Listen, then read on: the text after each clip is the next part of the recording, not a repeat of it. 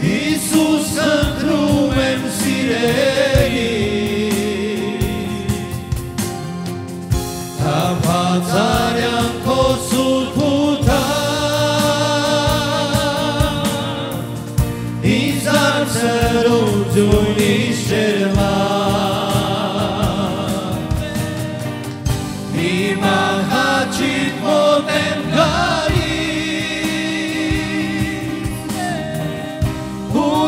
սիրտը քեզ եմ տալիս, դու ես հոգուս լույսը միակ, Հիսուս իմ սեր, իմ հույս, իմ կյանք։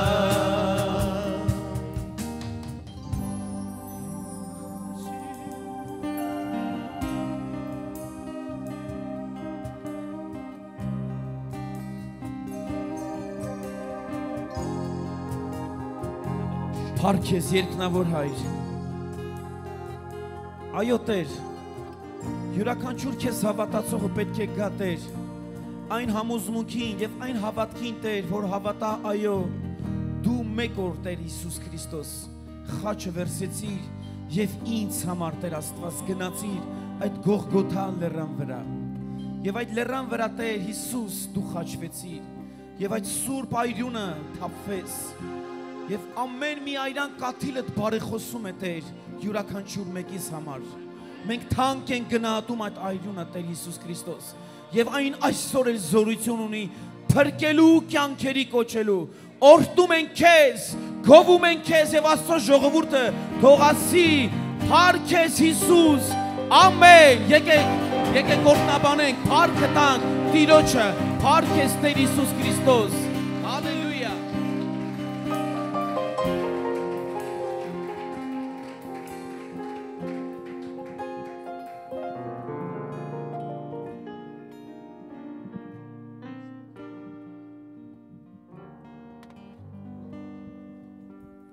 Հալելույա։ Փառք Հիսուսին։ Աստված շատ օրհնի բոլորիդ։ Փառք Տիրոջը իր ծառաների, իր ծառայողների համար մեզ օգնեցին, երկրպագեցինք Տիրոջը։ Տերը ձեզ շատ եւ շատ օրհնի։ Աղոթքի տուն համեցի նստի, Աստված օրհնի քեզ։ Ովքեր տեղ ունեն, արխային կարող են նստել։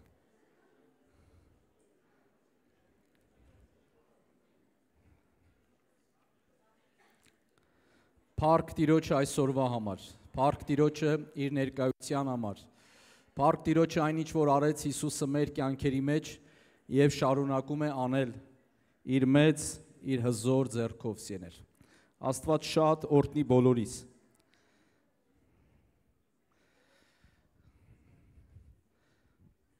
Ուզում եմ տեղավորվենք,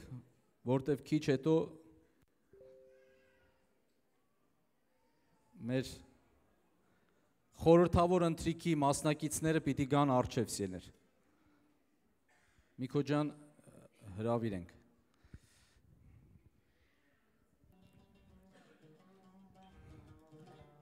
Հրյաները 430 տարի գտնվում էին գերության մեջ։ Մենք այսօր բոլորս միասին ուսումնասիրելու ենք խորհրդավոր աշխարհի բոլոր ժամանակների ամենախորհրդավոր ընթրիքը։ Սա այնքան խորհրդավոր էր, որ ինքը Աստված որոշեց, Աստծո պատվերն էր, որ այս խորհրդավոր ընթրիքը հրյաները ամեն տարի, ամեն անգամ նշեին։ Տարվա մեջ մեկ օր ունեին, հավաքվում էին բոլորը իրենց ընտանիքներում, դուք տեսաք միջանցքում, մենք դրել էինք սեղանը խորհրդավոր ընթրիքի, հրեական ընտանիքները ամեն տարվա մեջ մեկ օր նշում էին եւ սա Տիրոջ պատվերն էր, որ նշեին միջև որ այն ամբողջությամբ իրականություն կդառնար։ Վերջ, նստել ենք, չէ՞, կարող եք գալ։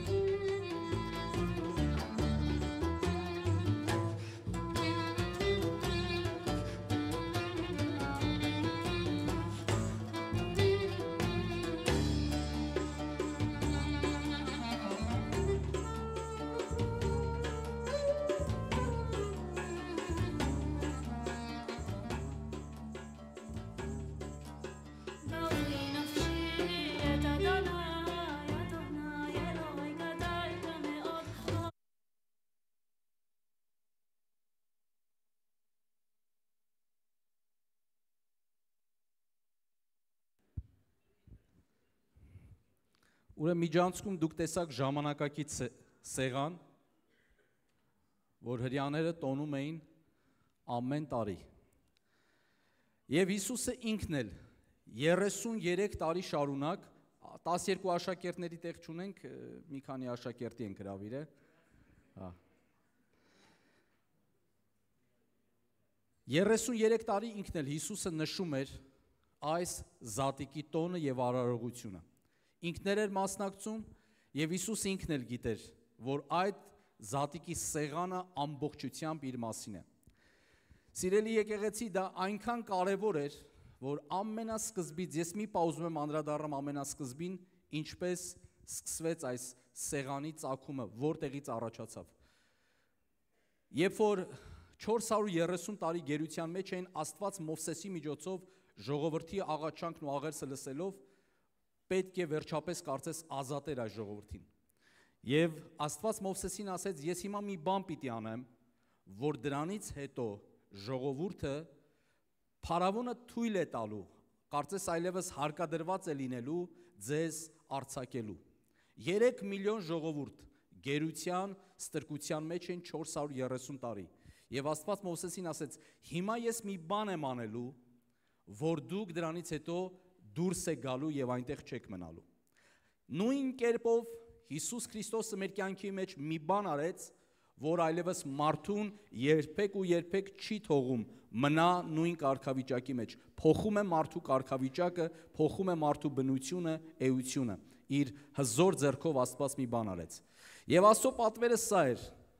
բոլոր հրեաներին Մովսեսը պատվիրեց եւ ասեց. «Գառ մորթեք եւ ամեն մեկը ձեր մորթած գառին ամեն ընտանիք թող գառ մորթի եւ ընտանիքի մորթած գառը թող արյունը քսեն դրան փեղկերի վրա, որովհետև հրեշտակը անցնելու է երեկոյան, ում դրան վրա որ տեսնի արյուն, ցողված քսված արյունը անցնելու է։ Եվ տեսավ, եթե մի դուռ գտավ,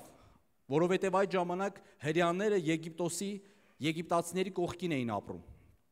Եգիպտացիներն էլ էին շատ ժողովուրդ եւ հրեաները 3 միլիոն ընտանիքներ, այսինքն 3 միլիոն ժողովուրդ, մի քանի 100,000 ընտանիքներ։ Եվ հրեշտակը երեկոյան եկավ սեներ, ում դռան վրա որ տեսնում էր քսված արյունը անցնում էր այդտեղից։ Սակայն ում ընտանիքում որ կար չքսված արյունը, հրեշտակը մտնում էր եւ այդ տան մեջ մահ կար։ Բոլոր անդրանիկները, չկար տուն, չկար ընտանիք, որտեղ մահ չլիներ։ Դա ամենատխուր, ամենասարսափելի երեկոն էր, որ ապրեց Եգիպտոսը իրենց պատմության մեջ։ Նման օր նրանք չէին ունեցել, որովհետև ամեն մեկի տան մեջ կար մահ։ Երեկոյան ժամին տեսան, որ իրենց ոչ միայն ընտանիքում, այլ նաև կենդանիներից սկսված անդրանիկները բոլորը մահացան։ Շատ դաժան բան էր, շատ տխուր փաստ էր։ Պատկերացրեք, ամբողջ Եգիպտոսից լսվում էր ողբի աղաղակի ձայն սեներ։ Երկար այս պատմությունը, սելեր շատ արագ անդրադարձանեմ սրան, գիտեք հրեաները, այս եգիպտացիները երկար տարիներ տանջել էին, չարչարել էին եւ սպանել էին իսրայելացիներին, երկար տարիներ։ Եվ Աստված կարծես այս ժողովրդի աղաղակը լսելով եկավ փրկելու, եկավ ազատագրելու իր ժողովրդին։ Եվ այդ օրը իսրայելացիները երեկոյան իրենց ընթրիքը, վերջին ընթրիքը երեկոյան չէին կարողացել դեռ պատրաստեին, փարավոնը կանչում է Մովսեսին եւ ասում է այլևս բավական է, հենց հիմա դուրս եկեք ժողովուրդը, թող ձեր ժողովուրդը դուրս գա, որովհետև այս մահը ձեր պատճառով է,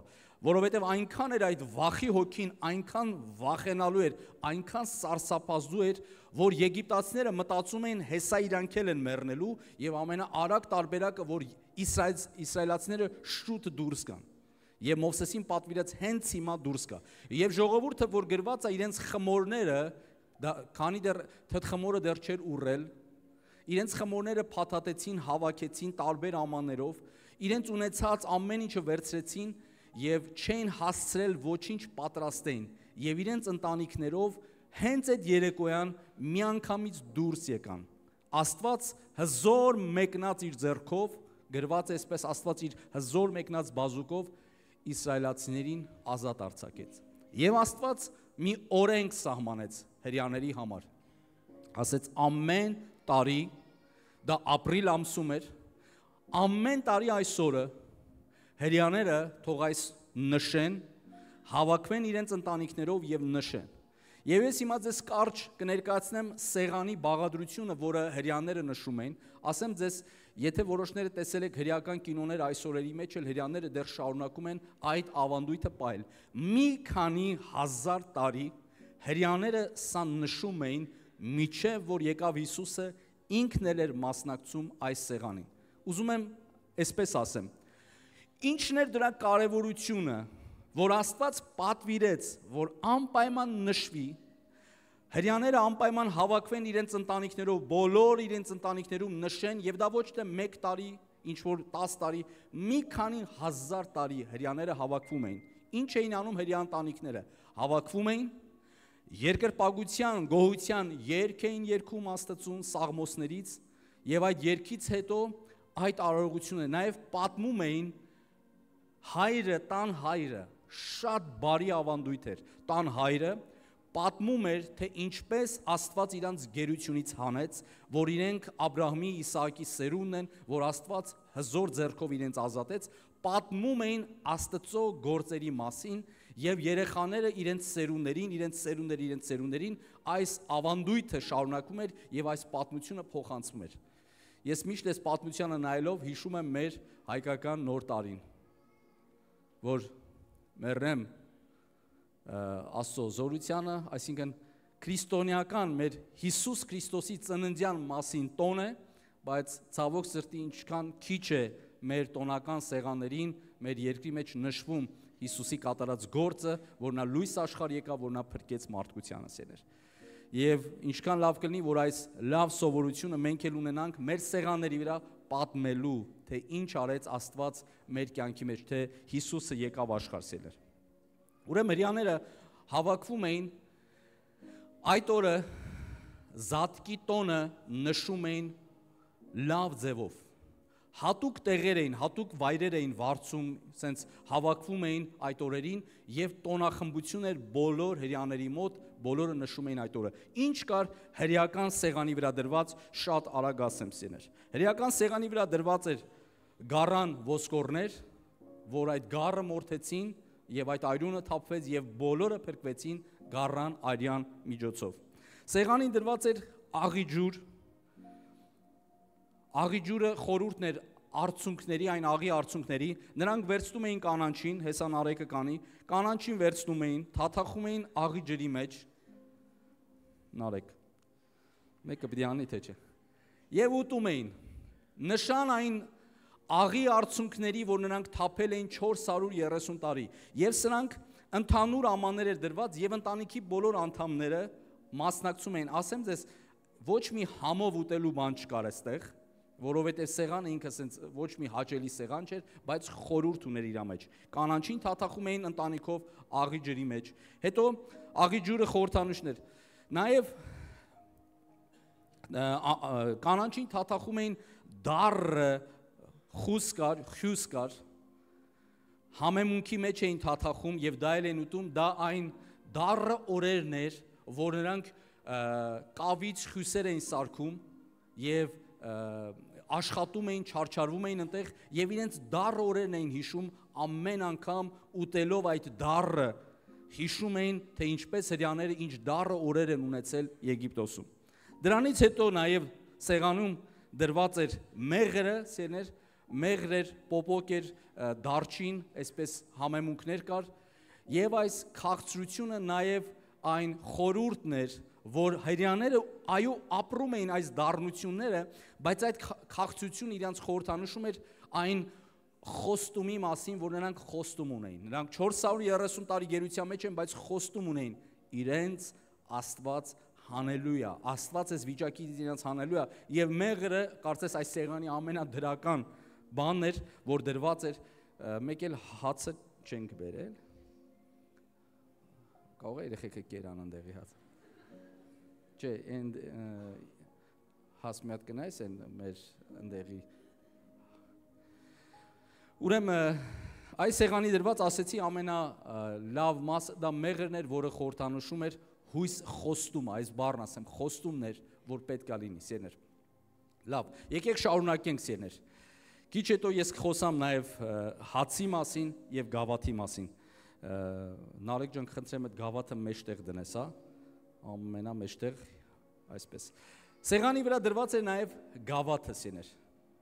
Ահա, Վարդան ախպերս հացը բերեց, ես ասի եւի կերել։ Երեխեք էին դեմ նստած, այնտեղ դրա համար եմ ասում։ Սերներ, 3 հացեր էր դրված եւ ծալված էր կտորով փաթաթված էր եւ նույնպես այս հացը դրված էր։ Եկեք անդրադառնամ բաժակին, սերներ։ Անդրադառնամ բաժակին։ Բաժակը ինքը արծաթից բաժակ էր։ Միջև կանդրադառնամ արծաթին, ուզում եմ անդրադառնամ միջև կհասնեմ արծաթի մեկ ուրիշ պատմությունով գամ, սերներ։ Հрьяաները մոտավորապես հաշվում են 500,000 հрья ընտանիքներ հավաքվում էին տաճարում նշելու զատիկի տոնը, զոհանելու, մատաղ անելու, մենք գիտենք մատաղ Աստված խորհուրդը հենց եկել այդ ժամանակվարներից, որ հрьяաները հավաքվում էին եւ ամեն ընտանիք ինքը իր համար մատաղ էր անում, ինքը իր համար զոհ էր անում որպես մեղքերի քավություն։ Ամեն ընտանիք իր գառն էր բերում, հիմնականում գառ էր լինում, սերներ։ Ինչ էր սրա խորհուրդը։ Հрьяաները զատիկի տոնին աշխարհի գրեթե տարբեր տեղերից հավաքվում էին, կապ չունի իրանք աշխարհի որ տեղերում էին ապրում, Աֆրիկայից, տարբեր մայրցամաքներից, մեկ ամիս ոտքով, ձիով, տարբեր կերպերով հասնում էին Երուսաղեմ, զոհ էին անում, այդ զոհ անելուց հետո սպասում էին տեսնեն իրանք զոհը ընդունվում է թե չէ, ինչպես էր դա լինում։ Քահանան հավաքում էր այդ այրունը։ Պատկերացրեք 500,000 ընտանիքներ Երուսաղեմի տաճարի մոտ զոհ էր անում։ Դուք պատկերացնում եք տոննաներով արյուն, տոննաներով զոհաբերություններ եւ մարդիկ տարբեր ճանապարհներով բերում էին իրանց զոհը անելու։ Սերներ, այդ օրերին էր, որ տաճարում կային փոխողներ եւ այդ ժամանակ էր, որ Հիսուսը մտավ տաճարը խառնեց եւ ասեց իմ տունը պիտի կոչվի, մեր եկեղեցու պես աղոթքի տուն պիտի կոչվի։ Ինչի համար Հիսուսը խառնեց, ինչու համար Հիսուսը քանդեց, որովհետեւ այդ ժամանակ մարդկանց չարչարում էին ինչպես։ Այն մարդիկ, ովքեր հեռվից էին եկել եւ իրենց հետ չէին կարողացել գար բերեն, գալիս են այդտեղ, իրենց երկրի փողը փոխում էին, ամեն երկիր այն ժամանակ իրենց փող ուներ, հрьяաների մոտ բերում էին, տաճարի մոտ իրենց փողը փոխում էին, որպեսզի ձեռք բերեն հрьяաների գումարը եւ հрьяաների գումարը ձեռք բերելուց գնում էին այդտեղից գար եւ զոհաբերում էին։ Ուրեմն համ փող փոխելուց էր իրանց համար շատ թանկ, որտեղ փող փոխողներ իրանց գինն էին դնում։ Համ էլ գառներ այդ օրերին գառը, չգիտեմ ինչ գին էր լինում։ Եվ Հիսուսը նայելով այս անարդարության թե ոնց է այդ ժամանակ քահանաները ոնց էին օգտվում, այդ ժամանակվա կրոնական մասան ոնց էր ժողովրդին այսպես ասած շահագործում, կարծես իրենց հնարավորություն օգտագործում էին ժողովրդից շատ գումար վերցնելու։ Հիսուս այս պատկերը տեսնելով քանդեց եւ ասեց, կարծես այսինչ եք անում այս ժողովրդին, որտեղ հիմնականում տուժում էին աղքատ մասը, ովքեր գումար չունեն, ովքեր հնարավորություն չունեն, ավելի շատ հենց իրանք էին տուժում, սիրներ։ Եվ Հիսուսը դրա համար վերցրեց եւ ամբողջությամբ այդ փոխողներին քանդեց եւ ասեց իմ տունը պիտի աղոթքի տուն կոչվի, այսինչ եք անում այստեղ, սիրներ։ Սա էր պատճառը, որ Հիսուս այդ դեպքը կատարեց այդ ժամանակ, սիրներ։ 500,000 ընտանիքներ մոտավորապես զոհաբերություն են այնում եւ սպասում էին, որ քահանան պիտի մտնի սրբության սրբոց, արագ են պատմությունը ասում, ովքեր կարդացել են այս հատվածները Աստվածաշնչում, քահանան տարին 1 օր, 1 անգամ քահանայապետը մտնում էր սրբության սրբոց եւ իր ոտքից համենայն դեպս թել էին կապում, ոտքից թել էին կապում քահանայի, որ եթե քահանան մտներ ժողովրդի համար այրունը տանում էր սրբության սրբոցի ուխտի տապանակի վրա տանում էր լցում էր, եթե քահանան մեղավոր լիներ, քահանայի զոհը չէր ընդունվում եւ քահանան եթե մեղք ունենար, հենց Աստծո ներկայության մեջ քահանան մահանում էր, որովհետեւ Աստված սուրբ էր, այնտեղ մեղք պետքա չլիներ։ Պատկերացնում եք, ով որ տարվա քահանապետն էր, իր ստրեսը ամեն տարի մտնելուց, պատկերացնում եք, մի տարի այդ մարդը ինչքան սուրբ էր իրան պահում,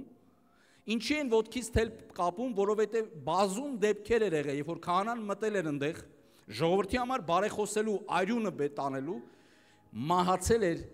եւ հասկացել էին, որ պետքա ոտից թել կապեն, որ քաշեն հանեն, որտեվ ով կարա մտնի այնտեղ, ոչ մեկ չէր կարա մտներ։ Այսպիսի մի լուրջ վախենալու մի բան էր Աստծո ներկայության մեջ գնալը։ Բայց եթե քահանան այնտեղ գնում էր եւ արյունը տանում էր եւ քահանան ողջ դուրս էր գալի, հենց քահանան ողջ դուրս էր գալի, նշան էր, որ Աստված ընդունել է մեր զոհը։ Եվ այդ հավաքված հրյաները գնում էին տուն, աշքալուսանք տանելով իրանց ընտանիքին, 12 ամիս ներված ենք։ 12 ամիս Աստված ներել է մեզ։ Всё, մեր ընտանիքի պատկերացում եք գնում էր մի ամիս հետո հետես մարդը ընտանիքին ասում էր Աստված օրհնի, փառք Աստծո, իմացաք ինչ եղավին։ Աստված մեր զոհը ընդունեց։ Այս տարի Աստված մեր զոհը ընդունեց։ Ինչ էր սա նշանակում։ Երբ որ Աստված զոհ ընդունում էր երկիրը, մարդիկ ավելի sense օրհնվում էին։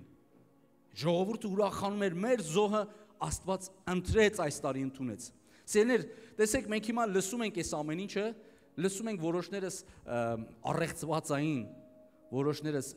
չգիտեմ, հեքիաթային, որոշներս վախենալու պատմության պես ենք լսում, բայց սա իրենց իրականությունն էր։ Սա շատ լուրջ բան էր։ Գիտեք, այսօր ինչու ենք ես ու դու սենց այս բառից համար ասեմ, արխային նստած։ Հիսուսի շնորհով։ Գիտեք, ինչի ենք մենք նստած պաշտամունքի, նույնիսկ ոտներիս ենք գցում, մի քիչ հումորով եմ ասում։ Գիտեք, չեմ ասում չգցենք, միտքս հասկացեք։ Նրա շնորհիվ։ Իսկ այդ քահանան, որ մտնում էր Աստծո տաճարը, ես պատկերացնում եմ դսի ժողովուրդ իր սրտի ձենը, նևրոզի ձենը դսից լսում էին, այդ թփթփոցը լսում էին դսից, որ քահանան մտնում էր վախեցած, ոտից թել էին կապում, պատկերացնում եք քայլ առ քայլ պետք է մտներ, տեսնես Աստված կընդունի թե չէ, տենաս մեջս մեղ կլինի։ Երբ որ քահանան դուրս չէր գալի, ժողովուրդը մեկ ուրիշ բաներ էր բացահայտում էր փաստորեն քահանա չէր, քահանան լավ քահանա չէր, մեղք ուներ իր մեջ, սխալ ուներ, բայց երբ որ դուրս էր գալի, փաստորեն քահանայի շնորհիվ բոլոր ժողովուրդը իրենց արած ծախսերով մեկտեղ օգտվում էր եւ օրհնվում էր սիրեր։ Ահա որ այդ պահը շատ դժվար է պատկերացնել մեզ համար սիրեր։ Եվ Հիսուսը նույնպես այս օրերին ներկա էր այդտեղ սիրեր եւ նա տեսնում էր այս բոլոր արարողությունը եւ նա գիտեր։ Եկեք վերադառնանք սեղանին։ Հրյաները ամեն տարի հավաքում էին այս սեղանը, նշում էին, սեղանի վրա կար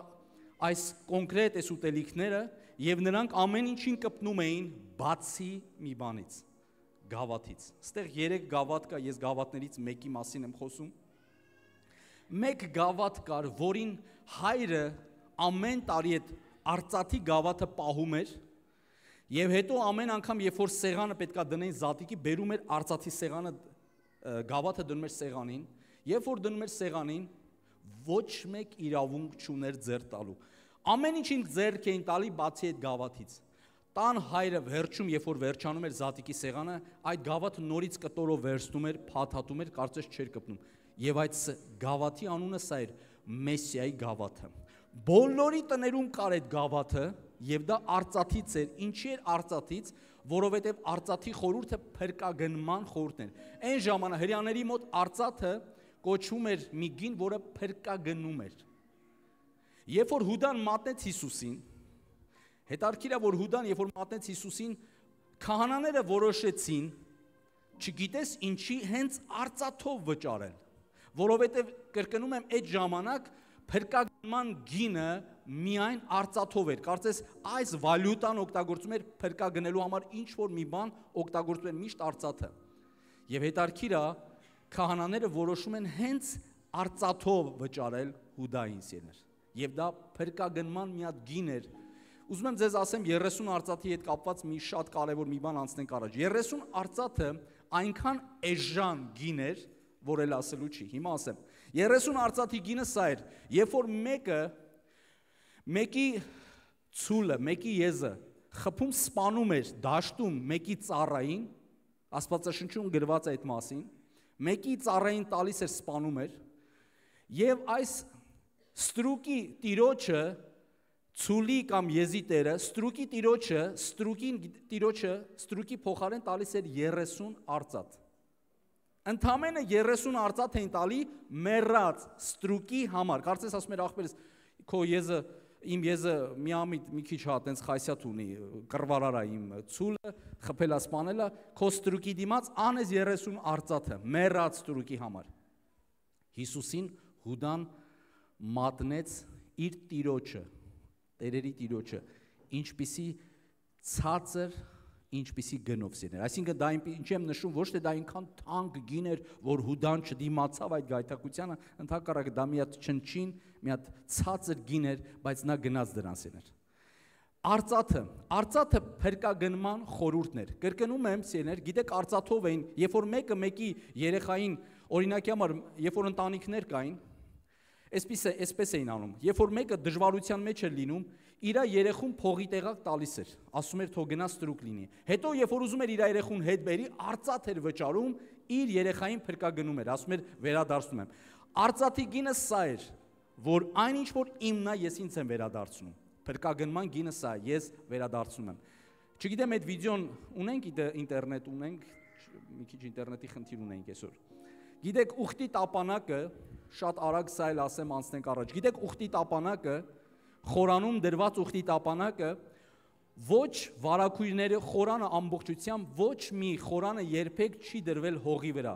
Խորանը միշտ դրվել է արծաթի, ասենց ասեմ, արծաթի ոտնակների վրա է դրվել։ Այսինքն Աստծո ներկայությունը կպնում էր միշտ երկրին արծաթի միջոցով։ Կարծես Աստված երկրի հետ կապ էր ունենում միմիայն փրկագնման միջոցով, արծաթ այդ խորհրդանիշներ։ Աստված այս ամեն ինչը դասեր էր տալիս պատմությանը, մարդկությանը, որ առանց փրկագնելու ես չեմ կարող երկրի հետ կապ ունենալ, մինչև որ կգա Հիսուսը, որը կվճարի այդ գինը, եւ ես կլինեմ այլևս մարդկանց հետ եւ մարդկանց մեջ սեներ։ Մի պահ եկեք նայենք մի քանի վայրկյան ու անցնենք առաջ սեներ։ And thou shalt make the boards for the tabernacle, 20 boards on the south side southward. And thou shalt make 40 sockets of silver under the 20 boards, 2 sockets under one board for his 2 tenons, and 2 sockets under another board for his 2 tenons. And for the second side of the tabernacle, on the north side, there shall be 20 boards, and there 40 sockets of silver, 2 sockets under one board, and 2 sockets under another board. And for the sides of the tabernacle westward, thou shalt make 6 boards. And 2 boards shalt thou make for the corners of the tabernacle. Բավական է։ Նույնիսկ վարակույրները, ովքեր տեսել են խորանի վարակույրները, որ ցցերով խփված է, չէ՞, պալատկա ասվածը, որ խփում ենք, ցցերով խփում ենք, նույնիսկ այդ ցցերը արծաթից էր։ Այսինքն ամեն ինչ, որ Աստծու հետ կապված էր, որը ինքը երկրի վրա էր, դա խորհուրդն էր, որ Աստված երկրի վրա է, ամբողջությամբ հատակը միմիայն արծաթ էր, օղերը, ամեն բան, խորհուրդն էր, որ Աստված երկրի հետ կապ կարա ունենա միմիայն այս կերպով, եթե կարծես փրկագնվի, արծաթը փրկագինն էր, միջոցն էր արծաթը սեներ։ Հիսուսն էր մեր միջնորդը, փրկագնողը, որ մենք Աստծո հետ կապ սկսենք ունենալ սեներ։ Լավ, եկեք շարունակենք արծաթը։ Սա այն նույն արծաթից բաժակն էր, որը բոլոր հրյաների տան մեջ կար, ոչ մեկ իրավունք չուներ ձեռ տալու այս արծաթի բաժակին, որովհետև արծաթի բաժակը նախատեսված էր, որ Մեսիան մի օր պիտի գա եւ պիտի վերցնի այս բաժակը։ Կրկնում եմ, բոլորի ընտանիքներում կար սա եւ ոչ մեկ ձեռ չէր տալի։ Հիսուս աղոթքի ժամանակ ասեց. «Հայր, հեռացրու այս բաժակը ինձանից», այդ բաժակը կարծես նորից այդ խորհուրդն է, կարծես հեռացրու դա ինձանից։ Ինչ արեց Հիսուսը ընթրիքի ժամանակ։ Երբ որ հացը կերան ավարտեցին, Հիսուսը վերցրեց բաժակը։ Գորջան, արի դու հլը վերցրա, հա։ Գիտեք, բոլորի աշակերտները տեսան, որ Հիսուսը գրված է բաժակը վերցրեց, ոչ թե բաժակ վերցրեց, այլ գրված է բաժակը։ Դա արծաթյա բաժակն է, եւ գիտեք ինչ հասկացան աշակերտները։ Աշակերտները հասկացան, որ իրանք ներկա են պատմական իրողության։ Բաժակը վերցնելու խորհրդանիշը սա էր, փաստորեն Հիսուսն է իսկականից այն Մեսիան, որ պիտի գա, որտեղ ինքը վերցրեց բաժակը եւ ասեց. «Ահա ես նոր ուխտ եմ անում»։ Գիտեք, Հիսուսը խոսում էր, բայց պատկերացրեք աշակերտների վիճակը։ Աշակերտները մեկը 20 տարեկան, մեկը 30 տարեկան, մանկուց նրանք մասնակցել էին այս արարողությանը։ Փոքր ժամանակվանից նրանք տեսել էին, որ արծաթե պետքա գա վերցնի միայն Մեսիան։ Եվ իմ աշակերտները մեկը մեկին նայում ասում են. «Փաստորեն,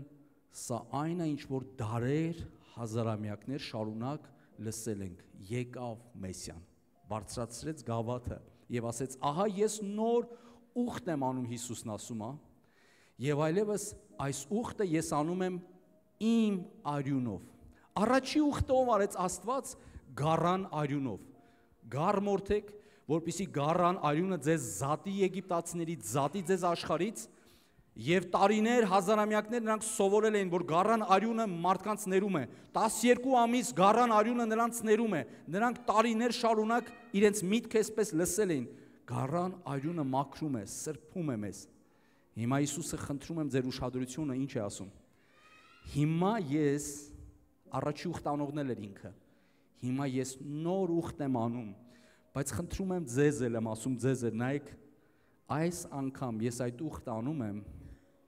ոչ թե ինչ որ մեկ ուրիշի արյունով, ոչ թե գառան արյունով, այս ուխտը ես հաստատում եմ իմ արյունով։ Հիմա խնդրում եմ ձեր ուշադրությունը։ Ըստ Աստվածաշնչի արդարի արյունը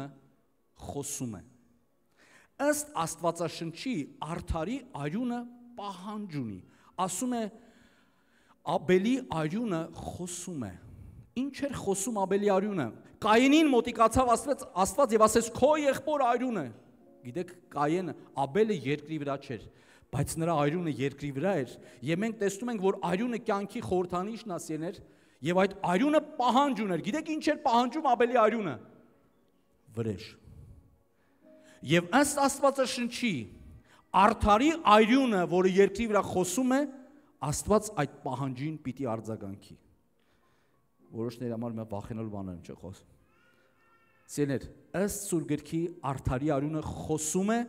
եւ ըստ Աստվածաշնչի մենք տեսնում ենք Աստված արձագանքում է արդարի արյունին։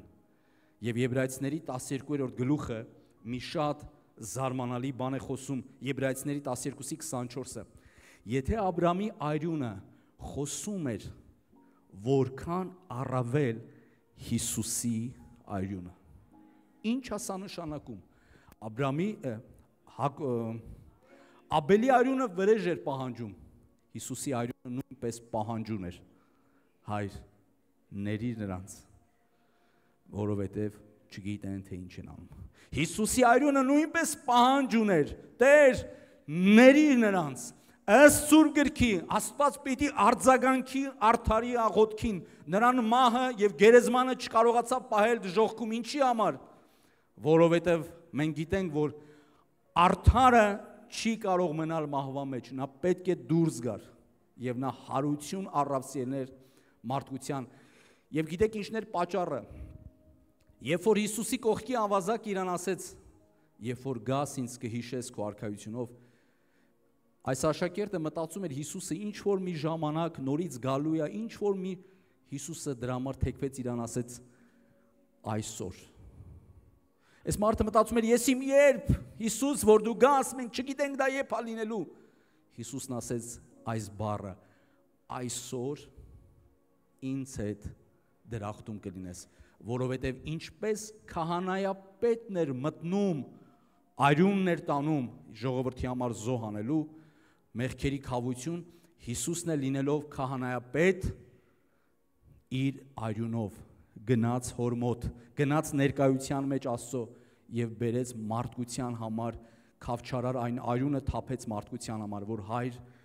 ընդունիր այս զոհը եւ նա վերադարձավ, որովհետեւ նրան ոչինչ չէր կարող պահել դժոխքում եւ մահվան տեղում, նա վերադարձավ մարդկության համար զոհը ընդունելի էր։ Աստված էր այս պահանջը դրե Հիսուսը այդ պահանջը իրականացրեց, արդարի այրունը թափվեց բոլոր մարդկության համար սիրներ։ Եվ հավաքված հրեաներն ու աշակերտները հասկացան, որ Հիսուսն է Մեսիան, որին հազարավոր տարիներ սպասել են եւ սպասել են։ Գորջան, շնորհակալություն, կարող ես նստել։ Սիրելիներ, եկեք վերադառնանք հացին, մի կարճ անդրադարձ անեմ հացի հետ կապված սիրելիներ։ Ինչ որ խոսում եմ հնարավորինս արագի մեջ եմ փորձում ասեմ, խորհուրդները սրանց սիրելիներ։ Հացը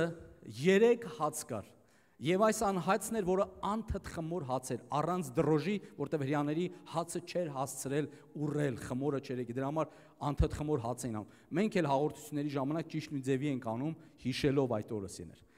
Անթդ խմոր հացը 3 հաց էր, փակված, հայրը հացերից մեկը վերցնում էր, 3 օր առաջ թաքցնում էր տան մեջ, երբ որ այդ օրը նստում էին զատիկի սեղանը հաց ուտելու,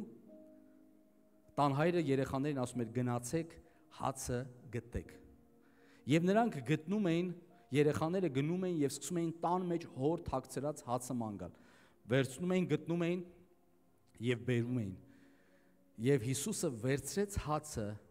եւ ասեց. «Սա է իմ մարմինը, որը տրվում է ձեզ»։ Մեկ ուրիշ տեղ Հիսուսն ասում է. «Ձեր հայրերը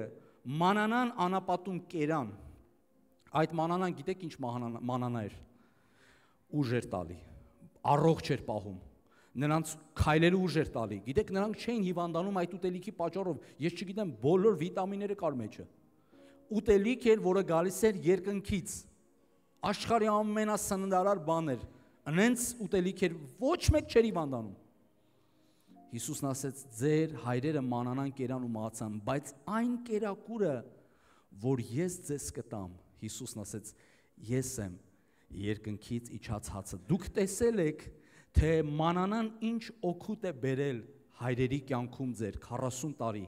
Դուք հիմա կտեսնեք այն մեծ օգտակարությունը, որ կլինի, երբ որ դուք ինձ ուտեք, իմ մարմինը ուտեք սիրներ։ Այսինքն սա փոխաբերական իմաստով։ Սա փոխաբերական իմաստով է սիրներ, բայց հрьяաներին Աստված ուզում էր, որ մաս կազմեն այս ամեն ինչին եւ շարունակ նշեն եւ հիշեին այս տոնը սիրներ։ Եվ Հիսուսը վերցրեց հացը, կտրեց,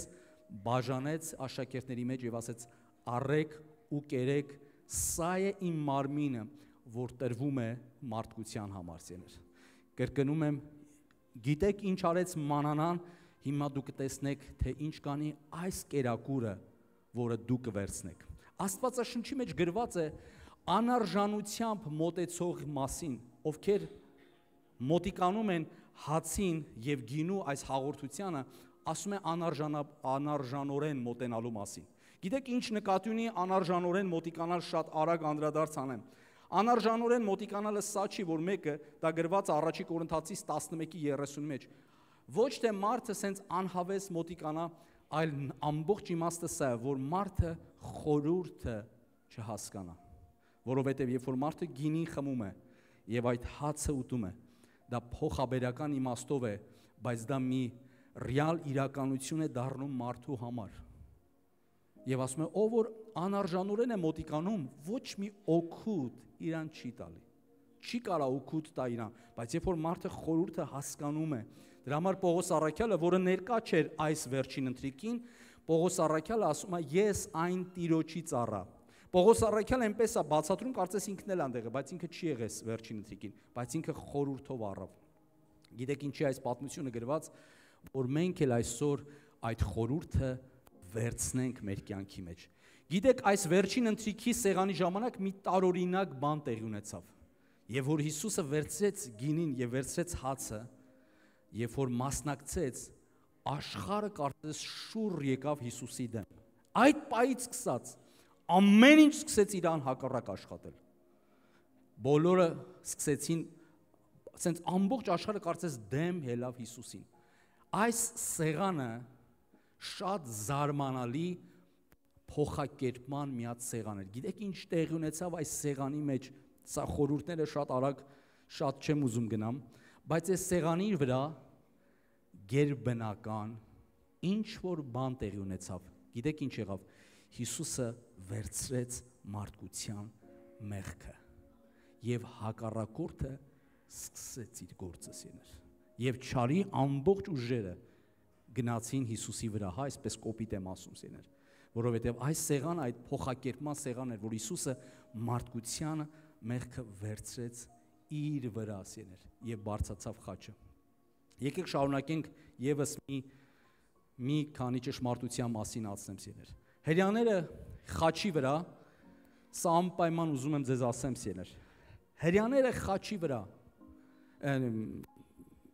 ինչ էր հрьяաները չէ։ Հрьяաներին ով էր պահում։ Հռոմեացիները։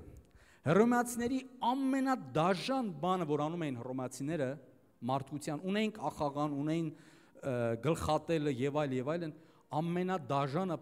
մարդկության պատմության մեջ ամենադաժան մահը, որ եղել է, դա խաչի մահն էր։ Դա խայտառակ մահ էր, շատ ներողություն եմ խնդրում, բայց խաչի վրա մերկ էին խաչում մարդկանց, դա խայտառակ մահ էր, դա անեծք բերող, կարծես անիծված մեկն էր, ով որ բարձանում էր այդ խաչը սեներ, եւ նպատակը խաչելու մարդուն անունը անարգելն էր։ Կրկնում եմ, խաչելը ոչ թե մարդուն սպանեին, եթե ուզենային սպանեին, միանգամից կարային մարդուն սպանեին, խաչելու նպատակը սեներ, որ մարդու անունը ջնջեն, կարծես իրան մոռացնեն, այս էր պատճառը, որ խաչի վրայի ավազակ ասեց, երբ որ գաս, ինձ հիշի, սա նշանակում էր, այս աշխարհը ինձ ջնջում է, բայց դու որ գաս, ինձ հիշիր Տեր, նպատակ ունեն ինձ էլ վերացնելու, ջնջելու անունը, որովհետև բոլոր մարդիկ անցնում էին եւ պախարակում էին, ամոթանք էին տալի, բոլորը հայհոյում էին, աղաղակում էին խաչվածների վրա եւ նրանց այնպիսի տեղեր էին խաչում, որպիսի բոլորը տեսնեն եւ ամոթանք տան եւ բոլորին դաս լիներ, որ իրանք երբեք այդպես չանեն, ջնջում էին այդ մարդու անունը, անարգում էին։ Հաջողված խաչելությունը հռոմեացիների մոտ համարվում էր, գիտեք որը։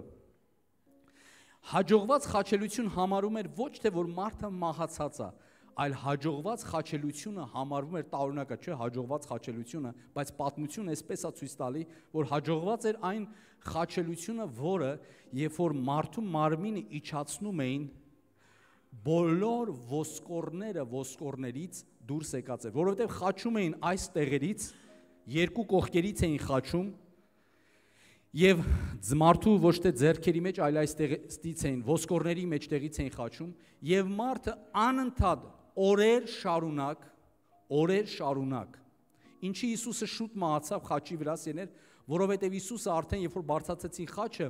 այլևս արնակ այնքան ասում նրա վրա տեսք չկար, նրան այնքան էին ծեծել, նրան այնքան էին չարչարել, եւ որ Հիսուսը բարձրացավ խաչը, արդեն ամբողջությամբ արնակամ եղած էր սեներ։ Եվ խաչի վրա ինչ էին անում։ Խաչվածները ուզում էին շնչեին եւ ուզում էին ցավը հաղթարեն, անընդհատ շարժվում էին։ Խաչի վրա անընդհատ այս դիրքից ուզում էին բրծնեին ու ժամեր հետո, օրեր հետո տանջվելուց հետո, ասում է, երբ որ խաչից իջացնում էին, այսպես էր խաչվածների վիճակը։ Բոլոր ոսկորները հոդերից պոկված են լինում։ Այսինքն մարդու մարմինը ամբողջությամբ կար, բայց ոսկորները ոսկորներից հոդերից հելած է լինում։ Այսինքն այդ հոդացավերը ամենատանջալից, որտեվ գիտեք իրանք մտածել էին այնպիսի բան, որ ամենաշատը կարողանան մարդուն չարչարեն։ Եվ Հիսուսը սա արեց մարդկության հանդեպ ունեցած սիրուց։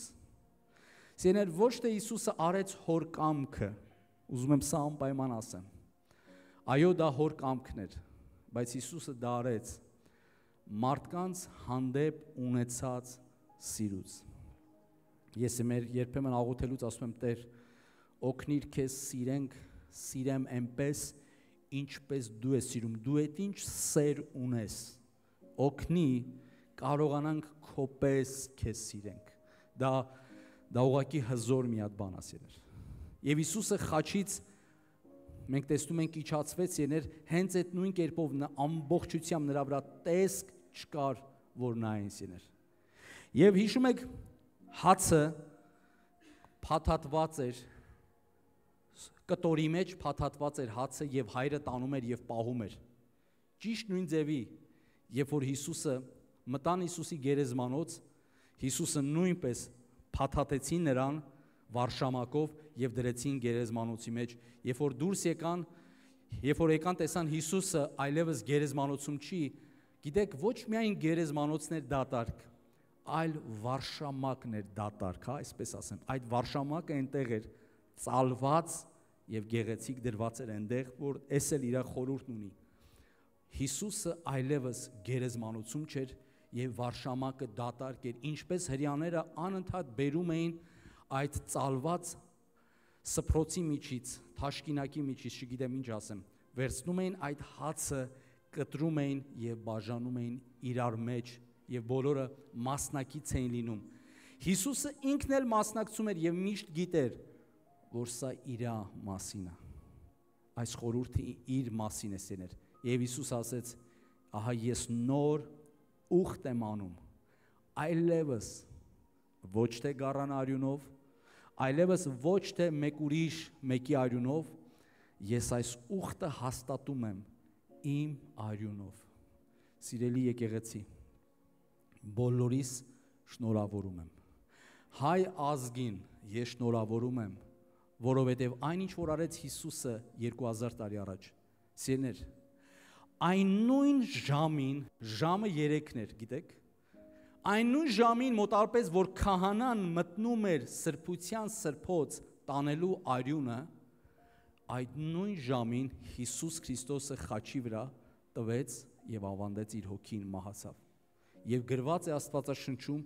որ վարակույրը վերից վար պատռվեց,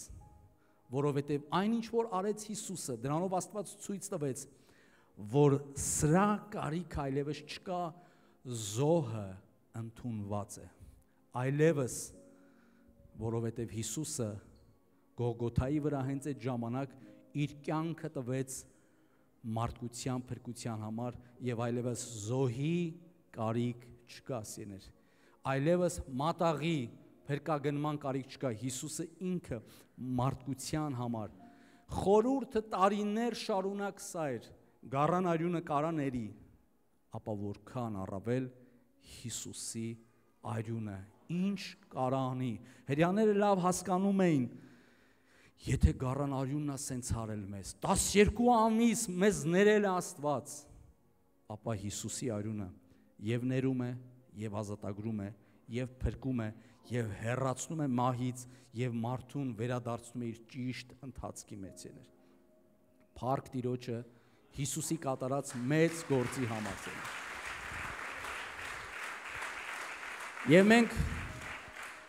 Եվ մենք հավաքվում ենք այստեղ, սիրելիներ, այսօր էլ հավաքվել ենք այստեղ, որպիսի հաղորդ լինենք, որովհետև Հիսուսն ասեց, սա արեք իմ հիշատակի համար։ Եվ մենք այսօր հավաքվել ենք այստեղ հիշելու, ինքներս մեզ հիշացնելու, ինչ արեց Հիսուսը 2000 տարի առաջ։ Եվ ես ասում եմ, Տեր Աստված, թույլ մի տուր, որ կապանքը, մեղքը, սխալը, բնավորությունը ավելի ուժեղ թվա, քան այն ինչ որ դու արել ես 2000 տարի առաջ, որտեղ այն ինչ որ դու արել ես ավելի մեծ եւ ուժեղ բան ես արել, սիրներ։ Ամեն սիրներ, փառք եւ փառք մեր Տիրոջը, սիրներ։ Աստված օրհնի։ Հալելույա, հալելույա։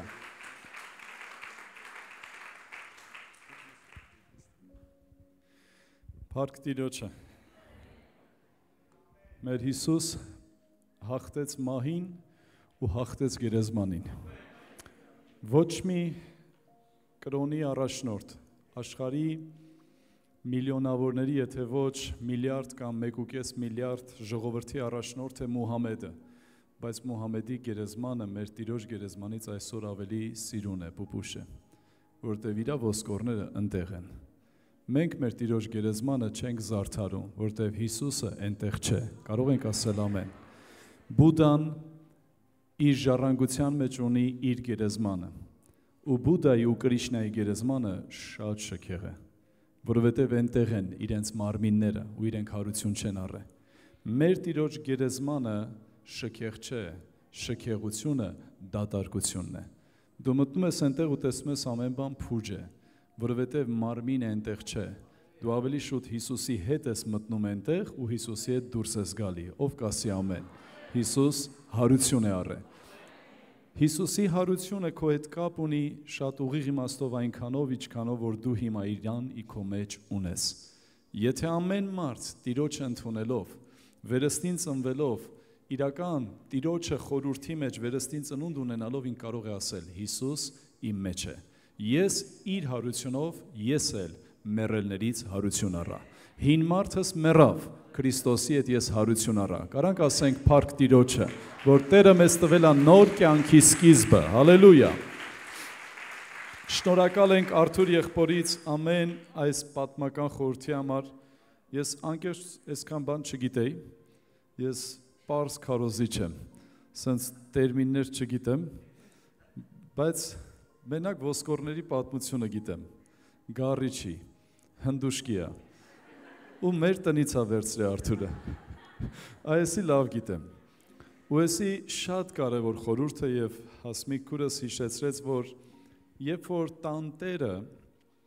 ինք իսկապես այս վարշամակը ճմրթում էր ու կողքի էր դնում կամ վայր էր գցում, նշանակում է, որ եթե տանտերը գցես կամ տրորեց կամ վերջապես ճմրթես, նշանակում է հաց կերույթը ավարտվեց։ Բայց եթե այս հացի, այս սավանը կամ այս ծածկոցը կամ այս անձեռոցիկը եթե ծալված դրես, նշանակում է տանտերը հետ է գալիս։ Շատ հետաքրքիր է, որ ասում է, որ ներս մտան տեսան, որ այդ ինչով պատված էր Հիսուս, ծալված, որոշները ասում են, ինչ ակուրատնի է եղել Հիսուսը, ինչ կարգապահ, չէ, դրանք խորհուրդներ են, հրյաները չափազանց շատ խորհուրդներ ունեն, որտեղ հրյաները Աստծո ժողովուրդն են, իրենց մի բառը 10 իմաստ ունի, իրենց անուն ունի իր նշանակությունը, այս ամենը ծալելով դնելով գերեզմանում, որտեղ պարկած էր, նշանակում է տանտերը հետ է գալու, Հիսուսը շուտով վերադառնալու է, ու թող այդ վերադարձը ուրախություն տա ինձ ու քեզ, հալելույա, փառք Տիրոջը։ Մենք իմ բոլոր տեսածներից երբևէ ամենամեծ փշեպսակն ենք պատրաստել մեր նախամուտքում եւ դա ունի իր խորհուրդը, ինչպես այս խաչը ունի իր խորհուրդը։ Յուրաքանչյուր խաչ տեսնելով իմացեք, դա չի խոսում որպես թարիսման պաշտպանության մասին, դա խոսում է խորհրդի մասին, որ այսպես Հիսուսին դաժանաբար հռոմեացիները սպանեցին։ Արթուր եղբայրը շատ ճիշտ ասեց ջնջելու, բայց ոչ միայն ջնջելու խաչի մահոյ, խաչի վրա մահվան դատապարտել ոչ միայն անուն ջնջելն էր, այլ անունը պախարակելն էր, խայտարակելն էր։ Որոշ պատմաբաններից, աղբյուրներից լսել են, որ նաև տղամարդկանց եւ ում էլ որ խաչում էին, մենք տեսնում ենք, որ իրենց վրա կարծես այդ վերջին ներքնազգեստը կար, որոշ պատմաբաններ ասում են մեծ հաշվով 90% եւ ավելի սա էր, որ ամբողջովին մերկացնում են մարդկանց։ Իրենց ամոթը ցույց տալով, որ էլ դու չկաս, դու կենթանուց էլ ավելի ցածրակարգ ես, դու մարդը հաշիվել չես, եւ գիտեք, երբ որ ասում ենք Հիսուս մեր ամոթը խաչի վրա վերցրեց, դա հենց բառի ուղի իմաստով է։ Նա կրեց այդ ամոթը, նա կրեց այդ անարգանքը։ Ու երբ որ որոշ դեպքերում է մարդիկ ասում են, որ այդ վերջապես այդ ջուրը, այդ ինչով էր այդ քացախով Որոշները ասում են դա ինչ-որ կեղտաջուր էր և այլ չէ սիրելիներ, դա ուղղակի թմրեցնում էր մարմինը և ցավերը մեղմացնում էր, Հիսուս չուզեց, որոշ խաչվածների դա տալիս են, որ մարմինը թուլանար, չզգար այդ ցավերը ու ինքը հանգիստ արյունահոսեր, ոսկրերը դուրս գար այդ քացախաջուրը, դա ցավազրկողն էր, Հիսուս մերժեց, Հիսուս ուզեց միջև մեռնելը ամբողջովին զգա այդ ցավը, վերապրի այդ ցավը, որ քո ցավը դու չզգաս որ քո ցավը, այդ խորհուրդը, որ ես ձեր ցավերը ու ձեր անեծքը վերցրեցի ինձ վրա, այդ փշեպսակ ինչու ենք պատրաստել, որպես խորհուրդ, որ իսկապես այդ, երբ որ ասում է այն ժամանակ, դուք Մել Գիբսոնի ֆիլմը շատ պատմական է, ինքը վերադարձել է այդ պատմությանը, ու երբ որ այդ փշերը այդ իրենց վարշամակներով, շորերով վերցնում են, շատ խորն է ծակում, այդ փշերը իրենք թարս են, այսպես ամեն կողից սուր են ու երբ որ մտնում է մաշկի մեջ հանելուց, քո մաշն ու կաշին էլ հետը կհանի, ինքը կեռիկներ ունի, ոնց որ այդ ձյուբիլը, որ պատի մեջ մտավ, ինքը կեռվում է ու էլ դուրս չի գալի, Եվ այդ փշեպսակը խրեցին Հիսուսի մարմնի վրա որպես անեծքի խորհուրդ, որտեղ Աստված ասեց. երկիրը անիծված լինի եւ փուշ եւ տատասկ պիտի բուսնի։ Հիսուս վերցրեց այդ փշեպսակը իր վրա եւ գրված է Գաղատացիների 3:13-ը Քրիստոս գնեց մեզ օրենքի անեծքից, մեզ համար անեծք լինելով, որտեղ գրված է անիծյալ լինի ամենքը, որ փայտից կախված պիտի մեռնի։ Նա մեր անեծքը վերցրեց ինքը անեծք լինելով։ Հետաքրքիր, այս խոսույթը այնքան ահավոր է, անեծք եղավ, օրհնության աղբյուրը, կյանքի աղբյուրը, անեծք եղավ միայն քեզ համար։ Եվ Շեպսակը խոսում էր, որ էլ անեծքը քո վրա իշխանություն չունի, էլ քո սերունդները անիծված չեն, որտեղ դու կծվեցիր Հիսուս Քրիստոսին, դու այլևս ծնված ես վրստին ու քո պատմությունը սկսում է այն օրը, երբ որ Հիսուսին ընդունեցիր Տեր եւ Փրկիչ, քո պապերի եկած անեծքը դադարում է, երբ որ Հիսուսին ես կծվում, այլևս նրանից է հոսում քո վրա օրհնությունը, ողորմությունը ու հավիտենական կյանքի խոստմունքը, ով հավատում է թող ասի ամեն։ Եթե Հիսուս քո անեծքը վերցրել է, ել դու անեծքի կցորդ ու բաժին վերցնողը չես։ Նա մասամբ չի արե գործը, կամ կիսատ թողի, որ միգչե դու անիծվես, միգչե դու անեծ կրես, միգչե դու տառապես։ Նա կրեց տառապանք, որ դու չտառապես։ Նա կրեց անարգանք, որ դու անարգանքի մեջ չապրես։ Նա կրեց ամոթ, որ դու առանց իսկապես Քրիստոսի անունը վերցնելուց առանց ամոթի խոսես, որ Հիսուսը ինձ համար ոչ թե ամոթ է, այլ պարծանք է, հպարտություն է։ Ես ուրախանում եմ, որ ասում եմ Հիսուսը իմ Տերն է ու իմ Աստվածն է։ Եվ սա այնքան սկզբունքային է, սա այնքան իսկապես ճշմարիտ է, որ այս պատմական ամեն ինչ որ տեսնում ենք հրյաների այս խորհուրդները ինչքան էլ խոսենք, շատ պիտի խոսենք, բայց այն ինչ որ լսեցինք հրաշալի էր, բայց ուզում եմ եզրափակելով խոսքը, քանի որ մենք պետք է հաղորդ լինենք Քրիստոսի մարմնին ու այրանը, եւ քանի որ մեր մեջ չափազանց շատ նորեր կան եւ վստահաբար նաեւ չմկրտված մարդիկ կան, մենք հովիվներով խոսեցինք, որ մենք սկզբից կտանք իսկապես հացն ու գինին որպես Քրիստոսի մարմնի եւ այրան խորհուրդը եւ վերջում էլ որպես ավակ 5 շաբթի մենք ունենում ենք ամեն տարի ավակ 5 շաբթի եւ տարվա մեջ լինում է առիթներ, որ ունենում ենք այդ Սուրբ ոտն լվան, ես այսպես եմ ասում, որտեղ Հիսուսը լվաց իր աշակերտների ոտքերը եւ անգամ լվաց Հուդայի ոտքերը։ Եվ այս ամենը որպես մի սովորություն էր, որ իմ տունը եկողին իսկապես ոտքերին ջուր տամ, բայց ոչ թե որ պետք է ոտքեր լվար, այլ ջուր տար, բայց Հիսուսը ծնկեց, վարշամակը վերցրեց եւ ափի մեջ ջուր լցնելով խորհուրդը սա էր, որ ձեր կյանքի ճանապարհները ես մաքրում եմ, ձեր կյանքի ուղիները ես մաքրում եմ։ Մենք վերջում կունենանք ոտնլվա, ովքեր որ կունենան այդ իրական հոժարությունը կամ առաջնորդությունը, եղբայրներով դրսում կլինեն, քույրերով այնտեղ, բայց ես կուզեմ, որ կենտրոնանանք հաղորդության խորհրդի վրա։ Համաձայն եք, սիրելի եկեղեցի, որպիսի խառնաշփոթ չստեղծեմ։ Հիմա կուզեմ երկու բառ ասեմ, խնդրում եմ լսեք։ Պողոս առաքյալը շատ կարևոր մի խորհուրդ իսկապես իրեն բացված փոխանցեց եկեղեցուն, որտեղ եկեղեցին իր կառավարումից դուրս էր եկել, եւ Կորինթոս եկեղեցին թեկուզ մենք գիտենք, շատ ծառայողներս գիտենք եւ նաեւ շատ հովիվներ գիտեն, որ ուսումնասիրել են, Կորինթոսի եկեղեցին ամենապարգևաշատ եկեղեցին էր։ Այնտեղ մեռելների հարությունը շատ սովորական էր։ Այնտեղ կույրերի տեսնելը, կաղերի թրշկոտելը շատ նորմալ էր։ Իրենք պարգևներով լեցված եկեղեցի են։ Թարգմանություններ կար։ Գիտեք ինչու է հատկապես Կորինթոս եկեղեցում բացատրում լեզուների թարգմանությունը, մարգարեությունը, ինքը կարգ ու կանոն է բերում, որտեղ այնտեղ դա գործում էր, ահավոր ուժեղ էր գործում։ Բայց երբ որ այս պարգևների վրա կենտրոնացան, հիմքը դնելով պարգևները խոսքից շեղվեցին, Քրիստոսից շեղվեցին, եւ հիմքը թողելով, կարծես քրիստոնեությունը առանց Քրիստոսի դատարկ բան է։ Ես վերջերս աղոթում էի այս ուղղությամբ եւ ասում էի տուր ինձ հիմքեր եւ Սուրբ Հոգին ինձ հետ խոսեց, ասեց հիշի, քրիստոնեության հիմքը Քրիստոսն է։ Աստվածպաշտության հիմքը Աստված է։ Սուրբ Հոգու ճանաչողության հիմքը Սուրբ Հոգի անձն է։ Դու չես կարող նրան խորհրդի վերածել, դու անձին պիտի մոտենաս, անձից է բխում մնացած բոլոր բաները։ Եկեղեցին ոչ թե քրիստոնյա կենտրոն պիտի լինի, այլ Քրիստոս անձի, Քրիստոս կենտրոն պիտի լինի։ Քրիստոս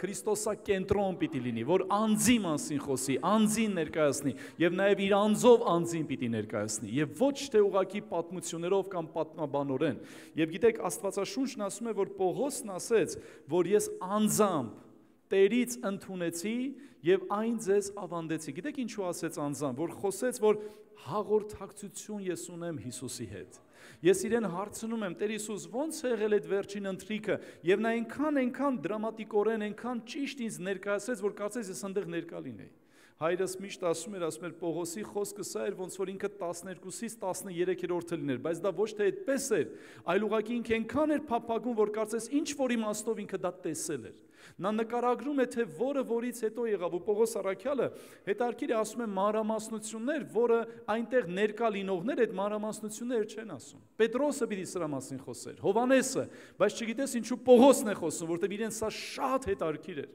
Ով որ գիտի, ով որ վերցրել է, այնքան կարևոր չէ, դե գիտի, դե վերցրել է, բայց այս մարդը փափագում էր եւ ասում է ես էլ Առաջի Կորինթացիս 11-րդ գլուխ 23 համար ասում է, որտեվ ես Տերիցը ընդունեցի այն, որ ձեզ էլ ավանդեցի, որ Տեր Հիսուս Քրիստոս այն գիշերը, որ մատնվելու էր հացը առավ, գոհանալուց հետո կտրեց եւ ասեց. «Առեք կերեք, այս է իմ մարմինը, որ ձեզ համար կոտրվում է, այս արեք իմ հիշատակի համար»։ Այսպես ընթրիքը ուտելուց հետո բաժակն առավ եւ ասեց. «Այս բաժակը նորուխտն է իմ այրունով, այս արեք, քանի անգամ որ խմեք իմ հիշատակի համար, որտեվ քանի անգամ որ խմեք այս հացը ուտեք եւ այս բաժակից խմեք, Տիրոջը մահը պատմեք, միջև որ նա կգա։ Ուրեմն ով որ այս հացեն ուտե կամ Տիրոջ բաժակը խմե, պետք է իր անձը փորձի։ Պետք է իր անձը փորձի եւ անարժանաբար չմոտենա։ Որքան որ մտածել ենք, որքան որ հասկացել ենք, մի քիչ մեր լեզվով ասեմ, գլուխ ենք կոտրել, թե ինչ է նշանակում արժանաբարն ու անարժանաբարը, ես միշտ այս օրինակն եմ բերում։ Ասում եմ, ոչ թե պետք է անկողինը հաջորդին ամուսնությանը, այլ ամուսնությունից պետք է հաջորդի անկողինը։ Բառերս կուզեմ ավելի ճիշտ ասեմ։ Ոչ թե որ Եբրայեցիների գիրքն ասում է, որ անկողինը սուրբ է, ամուսնությունը պատվական չէ, ասում է ամուսնությունը պատվական է, որին պետք է հաջորդի նոր անկողինը եւ ոչ թե հակառակը։ Եթե դու այսօր ամուսնությանը մեջ ուխտի մեջ ես մտնում, պատվական է, սուրբ է արդեն, անկողինը սրբված է ձեր ուխտով։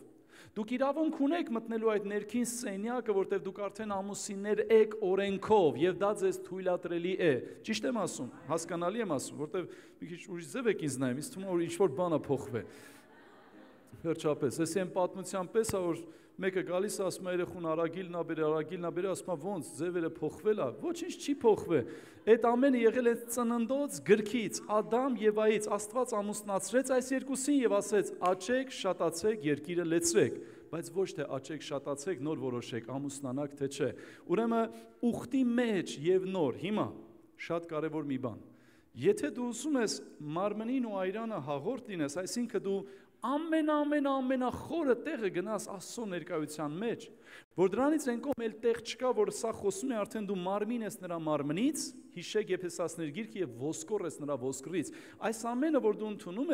ես մի խորհուրդով, որ դու մեկանում ես Քրիստոսի հետ, որ իր մարմինն ես, որ իր ներկայացուցիչն ես, իր ձայնն ես երկրի վրա։ Սա այդ խորհուրդն է։ Կարդացեք Հովանու ավետարան 17-րդ գլուխը, Հիսուսի ամենաերկար գրված աղոթքը, ոչ թե ամենաերկար աղոթքը, այլ ամենաերկար գրված աղոթքը, որ այնտեղ 3 անգամ հատկապես հատկանշանական է 22 համարը Հովանու 17-րդ գլխում ասում է Հայր, որ մեկ լինեն, ինչպես ես եւ դու մեկ ենք։ Մեկության խորհուրդն է այս հաղորդությունը, սիրելիներ։ Ոչ թե մենք սա ուզում ենք ուտել ու խմել, որ ավելի սրբանանք, ոչ, այլ այս ամենը անում ենք, որպեսզի մենք ինքներս մեզ խոսենք, որ մենք մեկ ենք Քրիստոսի մարմնի հետ։ Նրա եկեղեցու, լիառատ, լիարժեք, օրինական իսկապես մարմնի մի մասնիկն ենք, ով կասի ամեն։ Եվ այստեղ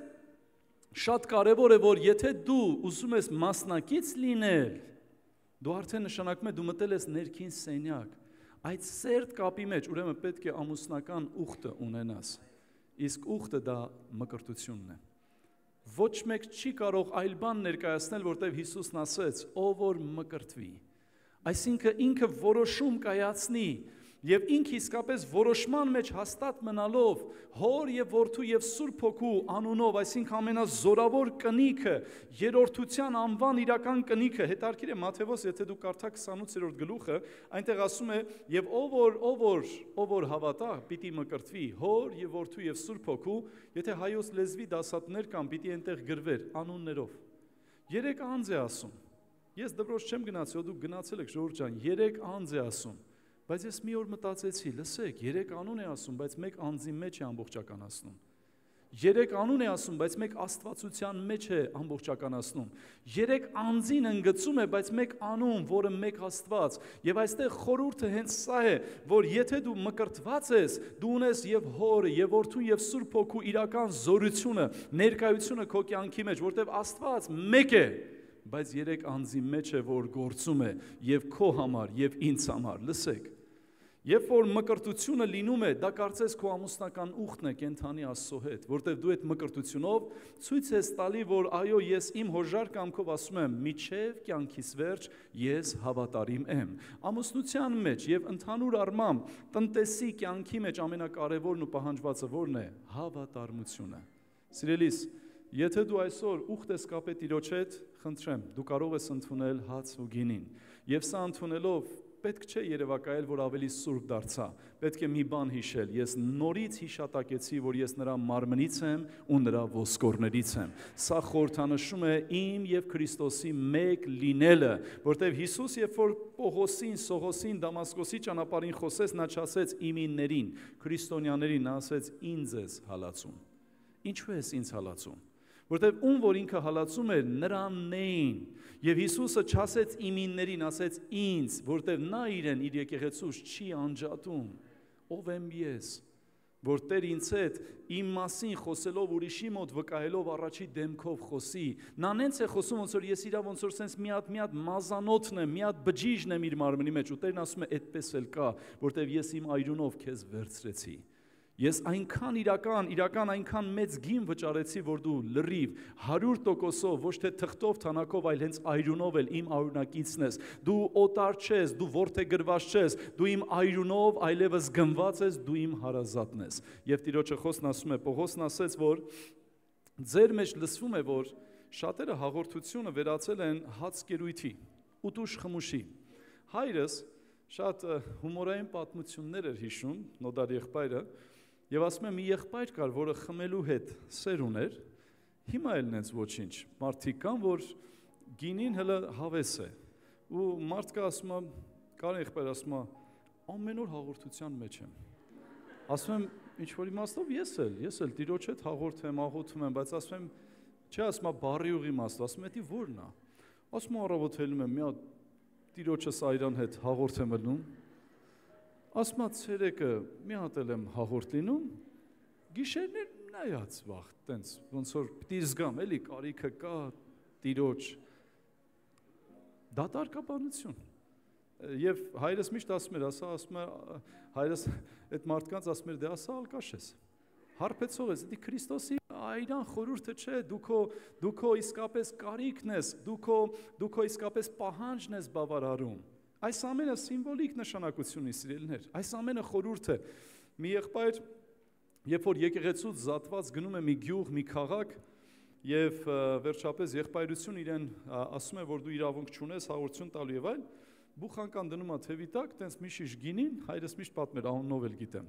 գնում է ասում է, Տերը ուղարկել է ինձ ձեզ հաղորդություն տամ եկեղեցում,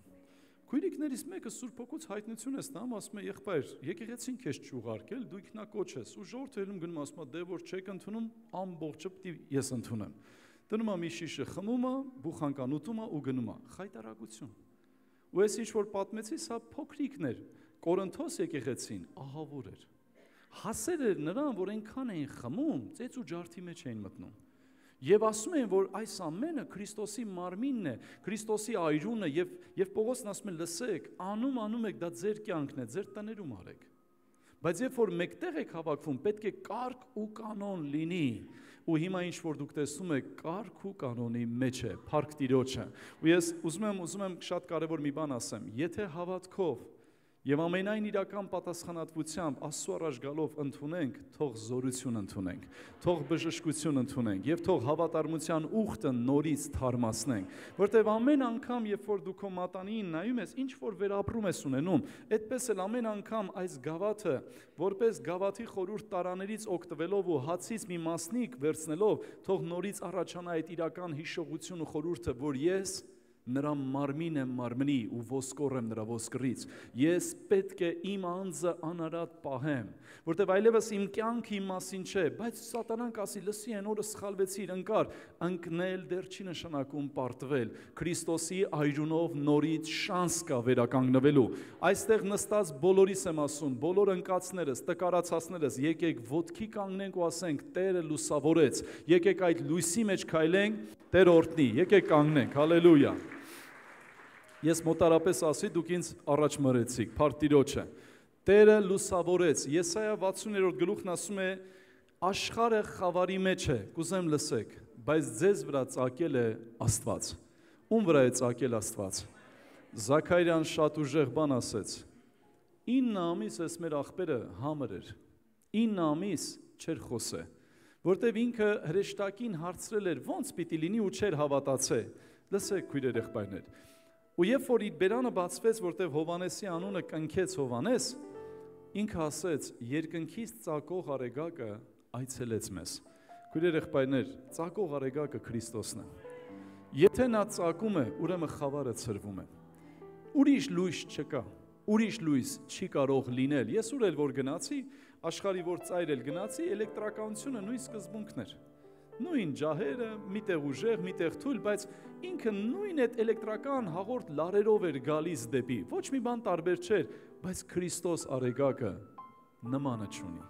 Երբ որ նա ծագում է, նա քո մոլեկուլ բջիջները, նա քո ամենը լուսավորում է, թույլ տուր այսօր մտնի ամենախորը տեղերը։ Քրիստոսը թող ծագի քեզ վրա, Հիսուսի անունով։ Այսօր ուզում եմ լուսավորվես։ Ովքեր որ առաջին անգամ են եկել, Տերը օրհնի ձեզ, բարի եք եկել Քրիստոսի եկեղեցին։ Ու ես ուզում եմ ասել, հանձնիր կյանքդ Հիսուսին, թող քո անեծքը Տեր Հիսուսը վերցնի։ Գիտես, այսօր Հայաստանում շատ ուժեղ է գործում անեծքը։ Չգիտեմ ինչու ենք մենք այդքան շատ ներծծել ու քաշել դա մեր էության ու ջանի մեջ, որպես ազգ եմ ասում, չգիտեմ։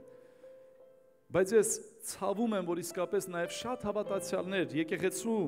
նաև մասնակիցներ ասեմ, անդամներ ասեմ, լսել եմ, որ իրենք էլ են գնացել կախարդների մոտ, գուշակների մոտ,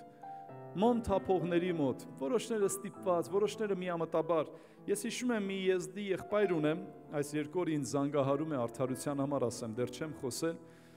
Եղբորս, երբ որ գնացի հիվանդանոց տեսնելու, իր հայրը եկավ մեկ օր ավան, եթե Վարդանը, Վահագը կհիշեն, եղբայրներս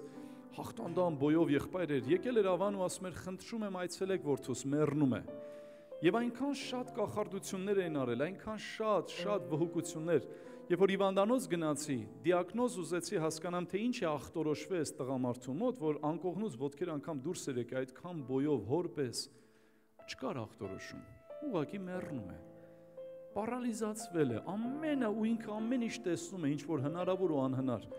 Ես ձեռքս դրեցի իր սրտին ու ասեցի, Տեր, եթե պիտի այս մարդը անգամ մեռնի, այսօր թող ճանաչի քեզ, բայց ես խնդրում եմ իրեն ոտքի հանես։ Այդ տղամարդը արդեն 2 տարի է աշխատում է, արարում է իր տան մեջ, բայց երբ որ այս մարդը ազատագրվեց, երբ որ այս մարդը իր ընտանիքով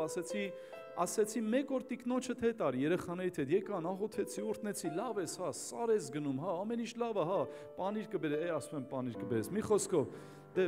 պիտի խելացիլն ես, վերջապես։ Ու այս մարդու հետ երբ որ խոսեցի, ամեն ինչ օքեյ։ Ժամանակ անցավ նորից, դե վերատեսնում մարդ եւ այլ, ասում եմ,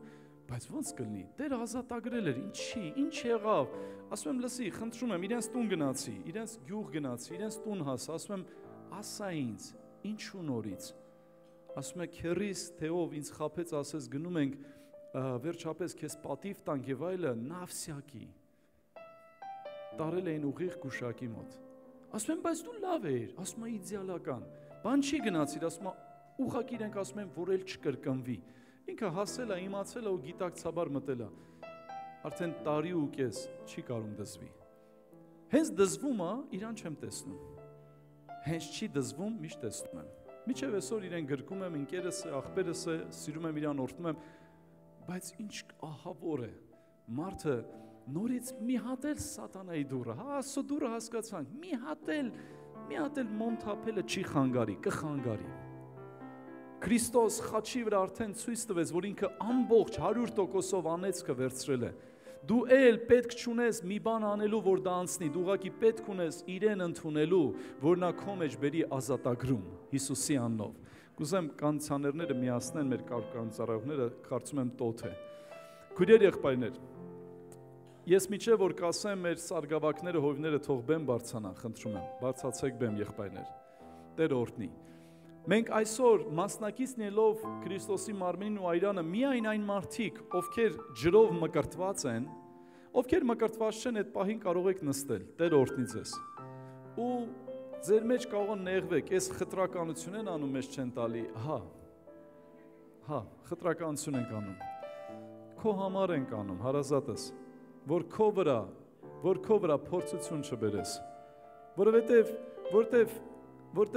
ներքին սենյակ մտնելը թույլատրվում է ամուսիններին։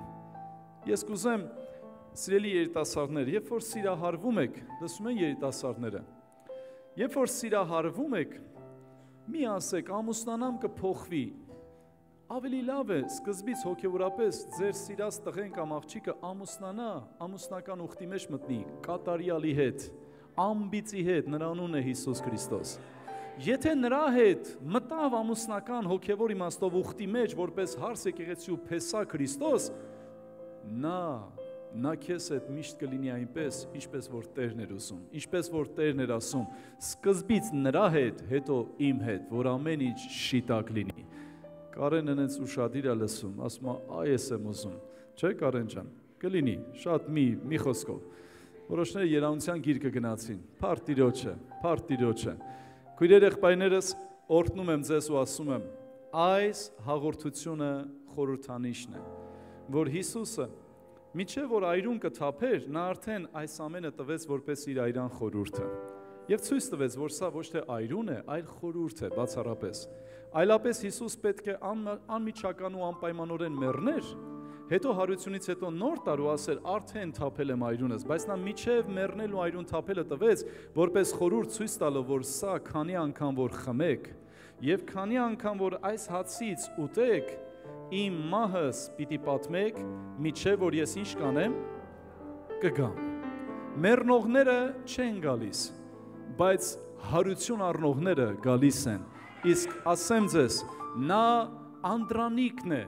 մեռելներից հարություն առնողի։ Որոշներս մտածել ենք, բայց չէ որ Հիսուսը գոնե 3 մեռել հարություն տվեց իր երկրավոր կյանքում, գոնե 3-ի մասին գրված է։ Ինքը Եղիսեի ոսկորներից մեկն էլ հարություն առավ, հիշում եք, Եղիան էլ հարություն տվեց, հա? Այս ամենը, բա ոնց եղավ մեռելների Անդրանիկը, նրանք բոլորը հարություն առան նորից մեռան, բայց Հիսուս հարություն առավ, որ հավիտյան քեզ հետ ապրի ու քեզ ապրեցնի, նա այլևս չի մեռնի, հալելույա, եւ դրա համար նա Անդրանիկն է մեռելների, օ ռաշագարալաբապրե, եւ նա է կենթանի հացը, Հիսուսն ասեց, ձեր հայրերը կերան սուպեր հաց, կատարյալ հաց, մանանան, երկնային հաց, բայց մեռան, ով ինձ ուտի, նա կապրի հավիտյան։ Այս խորհուրդը մեծ է, այս խորհուրդը շատ մեծ է, սիրելիներ, եւ իրականից հաղորդությանը մասին, որովհետեւ քանի որ ինքը վարդապետություն է, գրված է մի քանի տեղեր Սուրբ գրքում։ Եվ Հովանու 13-րդ գլխում մեկ տեղ գրված է շատ կարևոր մի նրբություն, ոտն լվայի մասին, որ սա իրական մի խոնարհության դաս է։ Սա նաեւ մի սիրո դրսևորում է, բայց Հայրը շատ էր ասում, ասում էր լսեք, եթե դուք միայն հաղորդության ժամանակ եք ուզում ոտնալվայով ծեսը անեք, դրանով սեր ցույց չտվեցիք, ձեր ոտնալվան թող լինի նաև հիվանդանոց հիվանդին այցելել, տուբերկուլոզի հիվանդի համար աղոթել, ես հիշում եմ այս քովիդի ժամանակ ես այցելում էի շատ տեղեր, խնդրեմ լսեք եղբայրներ, շատ տեղեր էի այցելում եւ հետարքին է միտեղ, երբ որ եղբայրներից իմ օգնական եղբայրներից մեկի հետ գնացինք, կինը ձեռնոցով էր այդ անձի հետ, իր ամուսնու հետ, ու երբ որ ես զգացի, թե ինչ հիվանդ է, ես հարցրեցի, ինչ հիվանդ է, ինքը բորոտ էր, այդ բորոտ այդ տուբերկուլոզի այդ սրված տեսակներ։ Ու երբ որ ես դա իմացա, իմ օգնական եղբայրը հետ քաշվեց։ Գնաց աղագին հեռու, ասում եմ արի։ Ու սենց, այսենց։ Հիմա ես էլ արդեն փոստն եմ ընկել, կողքը նստած եմ։ Այ մարտասի ինչ ելումա թողելնի։ Վախով չեմ շփվել, ձեռքը բռնեցի, ձեռքս դրի ճակատին լրիվ այրուն էր հոսում։ Ու աղոթեցի։ Իհարկե, դուրս եկանք արկոգելը եւ այլը, բայց դա եղած բանը կլիներ։ Ու իմ հետ չէր շփվում այդ օգնական եղբայրը, ասում էր հերու։ Հայրս ասում էր այետի ոտն լվա է։ Այետի ոտն լվա է։ Ես հիշում եմ 6 տարի առաջ էր, որ միտեղ գնացի Եվրոպայում ծառայեցի, հետո այնտեղից մի ուրիշ քաղաք դի գնայի, ծառայող ավակներից մեկի կնոջ մոտ թողեցի իմ հանդերձները, այսինքն տան մեջ թողեցի, ասեցի կփոխանցեք եղբորս, ես իմ ծառայողական հանդերձները տվեցի ու ավելի հազար ջինսերով էսպես գնացի։ Երբ որ հետ եկա, ինքը վերադարձեց, ասեց մենք քո հանդերձները օգտագործեցինք ոտն լվա անելով, ասում եմ, «Դի որն առաջ անգամ լսա»։ Ասում եմ, բայց ոտերս իմ հետ էր, դուք ո՞նց եք ոտ լվացե։ Ասում եք քո հանդերձները լվացինք, հարթուկեցինք եւ վերադարձրեցինք, որտեղ որ քեզ կտան։ Մեր համար դա ոտն լվա էր։ Մենք քեզ ծառայեցինք։ Գիտես, ես սկսեցի մտածել, ասում եմ, Տեր Աստված, այո, սիմվոլը եւ խորհուրդը մենք շատ հաճախ պահում ենք, բայց կյանքը չենք ապրում։ Երբ որ կարիք է լինելու ներելու, դժվարանում եմ։ Երբ որ տեղը գալիս է սիրելու, դժվարանում եմ։ Երբ որ տեղը գալիս է այցելելու, խնամելու, իր տուն գնալու, իր ուրախությունով ուրախանալու, ես լավ լվացի իր ոտքերը հաղորդության ժամանակ, բայց կյանքս դրա մասին չխոսեց։ Սիրելիներ, խորհուրդը շատ լավ է, բայց եկեք կյանքը նաև ապրենք, որտեղ Աստված սիմվոլ չէ, Աստված կենթանի է, Աստված իրական է, ու նա խոսել գիտի, ով կասի ամեն։ Այսօր ովքեր մկրտված են ընդունելուց, ընդունեք այս իրական այս ջերմություն ու հարազատությունը, որ ես մարմին եմ քո մարմնից եւ ոսկոր եմ քո ոսկրից։ Ուշադիր եմ բառերից, չեմ ասում այրուն եմ այրունից, ես այս բառերից մի քիչ զգուշանում եմ։ Որտեւ Սուրբ Գիրքը ինձ իշխանություն է տալի մարմնի ու ոսկրի, սա խոսում է այդ մեկության մասին, իսկ իր այրունը կարող եմ մի բան ասել։ Իր այրան ամեն մի կաթիլը Հայաստանի ողջ մարդկության 3000 տարվա պատմություն ենք լսում հայերի մասին, բոլոր հազարամյակներում, բոլոր մեր հայերի մեղքերը մեկ կաթիլ Հիսուսի այրունը կարող է ջնջել, իսպար մաքրել եւ ձյունից ավելի ճերմակ դարձնի։ Թող այսօր Տիրոջ այրունը նորից այստեղ ցողվի եւ ամեն մեղք դատապարտի եւ ամեն անօրենություն դատապարտի։ Եթե անգամ խշմտանքը քեզ տանջում է, Հիսուսի այրունը ավելի լավ է խոսում։ Հիսուսի այրունը ասում է, ես ոչ թե որ քեզ այսօր ներում եմ, վաղը հիշեցնեմ, ես ջնջում եմ ու էլ չեմ հիշում, ու էլ չեմ հիշեցնում։ Եսայիա մարգարեությունը ասում է, նա որ ջնջեց, էլ չի հիշում։ Նա հիշողության խնդիր չունի, բայց նա ուխտ արեց, որ չեմ հիշելու, նշանակում է Արմանի մեղքերը էլ չեմ հիշեցնելու։ Նշանակում է այն մյուս Արմանի մեղքերը էլ չեմ հիշեցնելու, Միքայելի մեղքերը էլ չեմ հիշեցնելու, ամեն իրական այնտեղ Հարութի մեղքերը էլ չեմ հիշեցնելու։ Սիրելիս, այսօր Քրիստոսի այրունը գործում է, Գայանեքուր գործում է այստեղ Քրիստոսի այրունը։ Զգում եք Տիրոջ այրան զորությունը, որտեղ դատապարտության այստեղ մթնոլորտ չկա, այլ ազատության, այլ ներման, այստեղ կա խաղաղության մթնոլորտ, ով զգում է թող ասի ամեն։ Մենք Տիրոջ անունով տոնախմբող ժողովուրդ ենք, ու մենք գիտենք, որ այս ամենին հաղորդ լինելով ասում ենք, քո զորությունը քո մարմնի մեջ է, քո զորությունը չի մեռել, քո զորությունը իրականից այսօր քո եկեղեցու մեջ է։ Թող եկեղեցին այս պատերից դուրս գա եւ Հայաստանը փոխի։ Թող եկեղեցին այս պատերից դուրս գա ու Հայաստանը փոխի։ Այսօր մի քանի հանդիպումներ ունեի եւ ինձ ասում են, ինչ եք անում այդ մեծ շենքը։ Մոտարապես մի 2000 քառակուսի մետր այդ շենքը, էդի աննորմալություն է, էդ ինչ եք անելու, ասում եմ, ինչքան շատ ենքան լավ է։ Ու ինձ ասում են, լավ, բա շուտ արեք, նշանակությունը հողի փոխեք, ասում եմ, այ ճիշտ ես ասում, մնում է փողը ճարենք։ Այս մարդիկ մտածում ես հումորիստ եմ, տենց ինձ բաներ են ասում եմ, հա հեսա։ Ինչ ճարտարապետները բան են առաջարկում, ասում եմ, բա ինչ ունես, դու էլ ծախի, ես էլ էթանք էտի անենք, ասում են, այ մարդ, փողը դուր էթանք անենք, անգել են ձերս կրակը։ Դի մի բան անեն, որը մի բան լինի, գիտեն, ես պիտի տամ, իրանք պիտի տան, մի խոսքով, խառն ասախ։ Լսեք, Ես ինչու եմ դա անում, որտեղ ուզում եմ, որ շատերը մի հարկի տակ հավաքվելու տեղ ունենան, սիրելիս։ Էդի որ սարքենք դի ասենք առավելագույնն է, ոչ։ Քանի դեռ Հիսուս չի վերադարձել, թող շենքերը վեր գոյանան ու գրվեն Հիսուսի տուն, Հիսուսի տուն, Հիսուսի տուն, ու շատ հայեր փրկվեն Հիսուսի անունով։ Հալելույա։ Փառք Տիրոջը։ Սիրելի եղբայրներ, կխնդրեմ հացը վերցնեք, բարձրացրեք վերև, մեր հերոսները ինչ են նստել։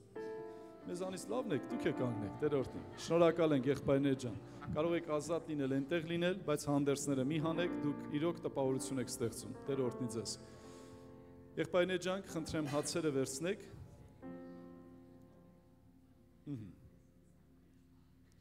Այնտեղ էլ կա, չէ՞ հաց։ Սո։ Okay։ Շատ լավ։ Կբաժանենք արդեն եղբայրները, եկեք մի քիչ կողմ ու կա սախբեր։ Թող եղբայրներս ոնց որ կարգն ու հարկն է վեր բարձրացնեն հացը, որ Քրիստոս Հիսուսն էլ վեր բարձրացավ եւ իրականից խոսքը եղավ, որ ինչպես որ իրականից նա համբարձվեց, այդպես էլ պիտի վերադառնա։ Ամեն սիրելիներ, մենք սպասում ենք այն հավիտենական իրական հացին, Քրիստոս Հիսուսին, որ վեր բարձրացավ ու պիտի վերադառնա։ Ամենակարող Աստված, քեզ փառք ենք տալի։ Սրտան շնորհակալ ենք մեր փառավորյալ Քրիստոս,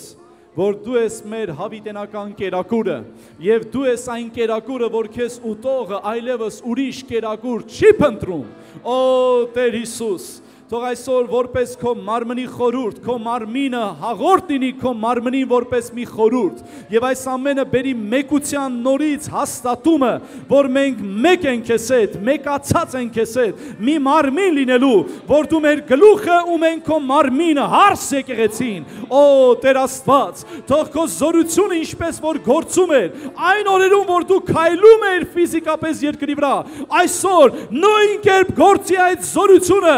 աղերը քայլեն, կույրերը տեսնեն, խուլերը լսեն, բանտում եղողները ազատ արձակվեն, խավարում նստողների շուրջը լույս ծակի, թող քո եկեղեցին անի այն ինչի համար որ կանչված է, փառք, փառք ու պատիվ ու մեծարանք, Հորը, Որդուն, Սուրբ Հոգուն,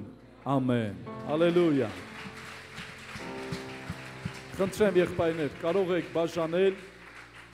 մասերի կիսել, մի այս ընթացքում եկեք երգենք, տոնախմբենք, միջև եղբայրներս կպատրաստվեն, Տեր օրհնի մեր եղբայրությանը, համեցեք եղբայրներ ջան, հալելույա։ Ռոլամաշագարալամասե։ Տիրոջ հոգին ասեմ, որ չի սպասում, մենք ենք սպասում, բայց Տիրոջ հոգին գործում է հիմա։ Կխնդրեմ, որ ներս ու դուրս շանենք, այս րոպեները շուտով կավարտենք, կուզեմ, որ զգայուն լինես Սուրբ Հոգու նկատմամբ։ Եկել ես, որ աղոթենք հիվանդության համար,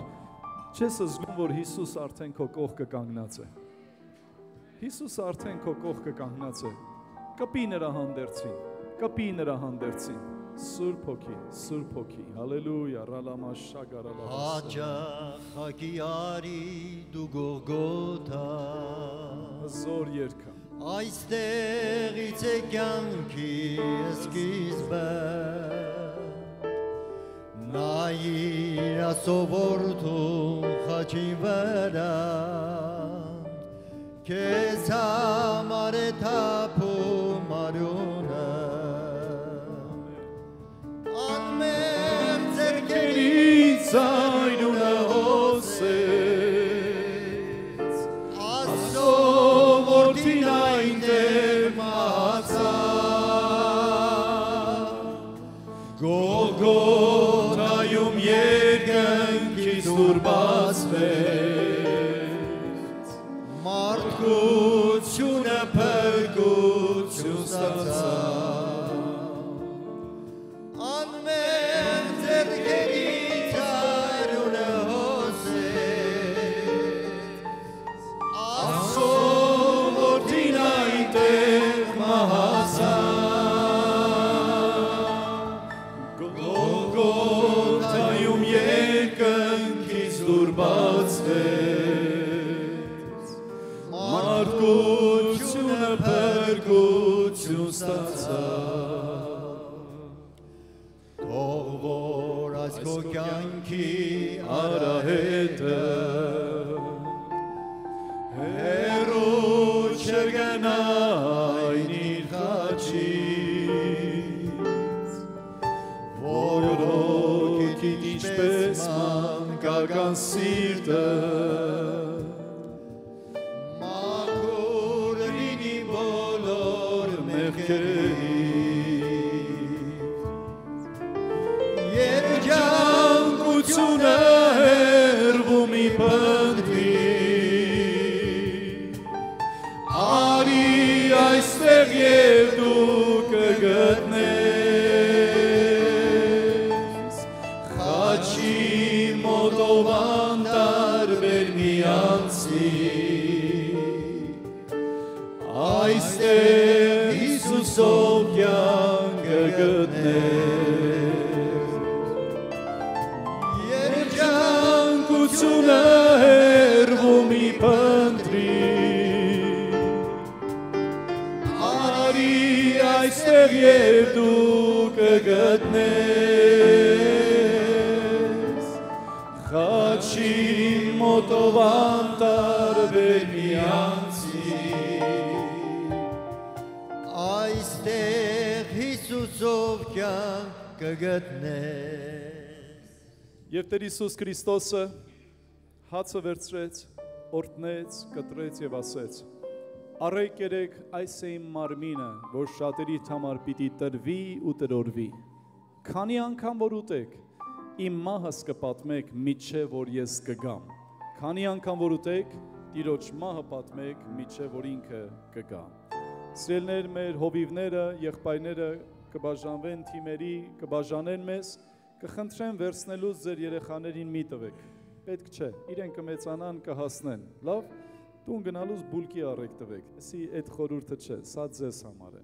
Եվ խնդրում եմ մեկ անգամից օգտվեք ու վերջ, Տեր օրհնի ձեզ, համեցեք եղբայրներ ջան։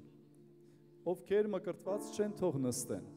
ու ասեն, բայց ինչի, ախ ինչի, որ մկրտված չես դրա համար։ Հենց կմկրտվես էլ Անդո ջան։ Կներեք եղբայրներ ջան։ Լուկաս ախպեր Թարս բաներ անում ու կասապեր, վերջում տիտայր երկողներին։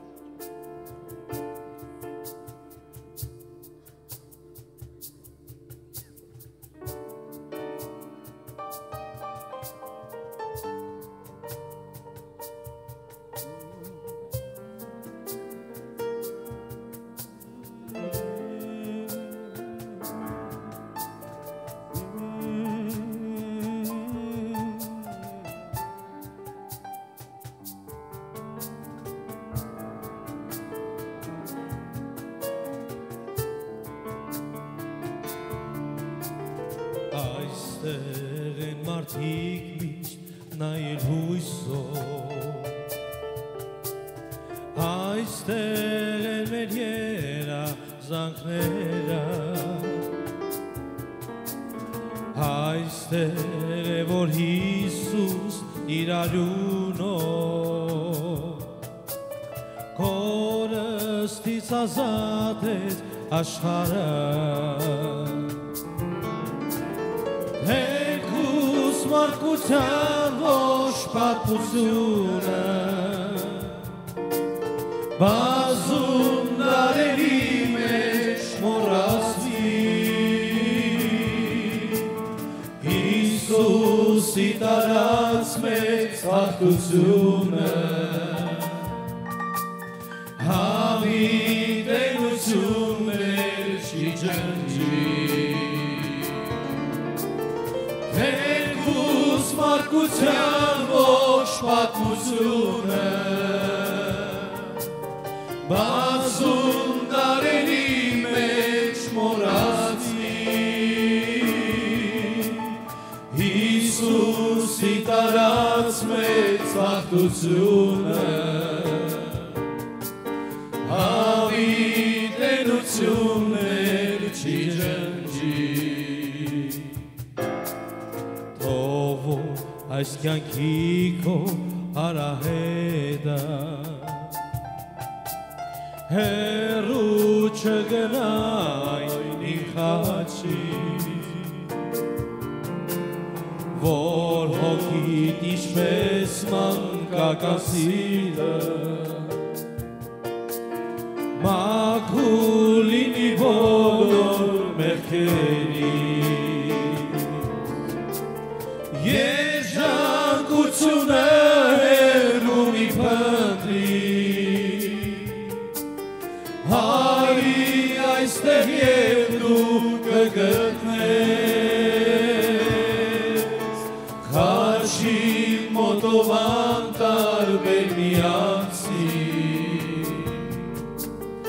Այստեղ Հիսուսով կյանք կգտնես Երջանկությունը հեռու մի փնտրի Հարի այստեղ և դու կգտնես Խաչի մոտով անտարբեր միացի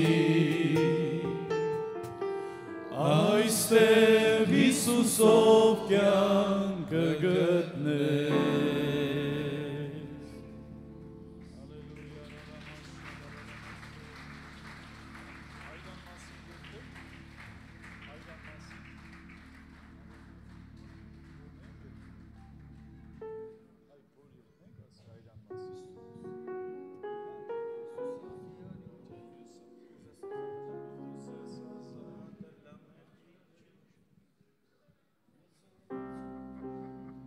Հիսուսի այրան մեջ զորություն կա, չէ՞ սիրելիներ։ Հալելույա, հալելույա։ Փորձենք երգենք։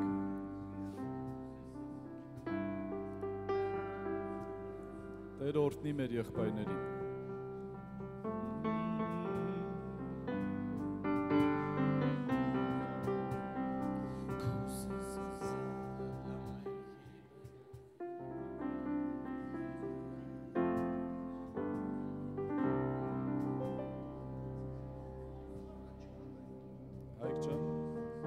Հույսներս քո վրա։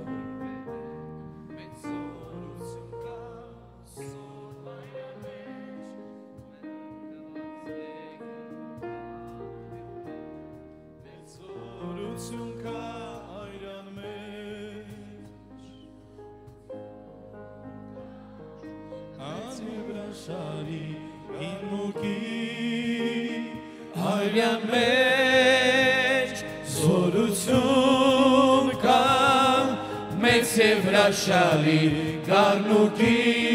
անգին այրան մեջ Զորություն կա մեծ և հրաշալի գառնուկի այրան մեջ Զորություն կա մեծ և հրաշալի գառնուկի անգին այրան մեջ Կուզես ազատելա մեղքի բերել Մեծ զորություն կա սուրբ այրան մեջ Կուզես հաղթողելա չարին ամեն Մեծ զորություն կա այրան մեջ Զորություն կա մեծ և հրաշալի գառնուկի այրան մեջ Զորություն կա մեծ և հրաշալի գառնուկի անգին այրան մեջ Զորություն կա մեծ և հրաշալի գառնուկի այրան մեջ Զորություն կա մեծ և հրաշալի գառնուկի անգին այրան մեջ Կուզես ազատելալ չարերին ու մեծ զորություն կա սուրբ այրան մեջ Եվ լվացվե Գողգոթայի աղբյուր է Մեծ զորություն կա այրան մեջ Զորություն կա, հալելույա Զորություն կա մեծ և հրաշալի գառնուկի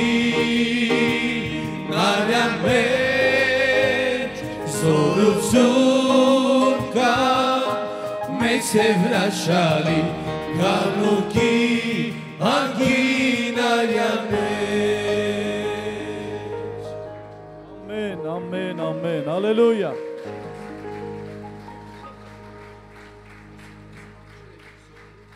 Ուզեմ, որ եղբայրներս, որպես գավաթի խորհուրդ այս տարաները վեր բարձրացնեն երկու ձեռքերով եւ որպես խորհուրդը, որ Տեր Հիսուս Քրիստոս իր մատնվելու գիշերը գավաթը վերցրեց, օրհնեց ու ասեց. «Առեք խմեք, այս է իմ այրունը, որ շատերի համար պիտի թափվի»։ Այս է իմ այրունը նոր ուխտի, եւ քանի անգամ որ խմեք,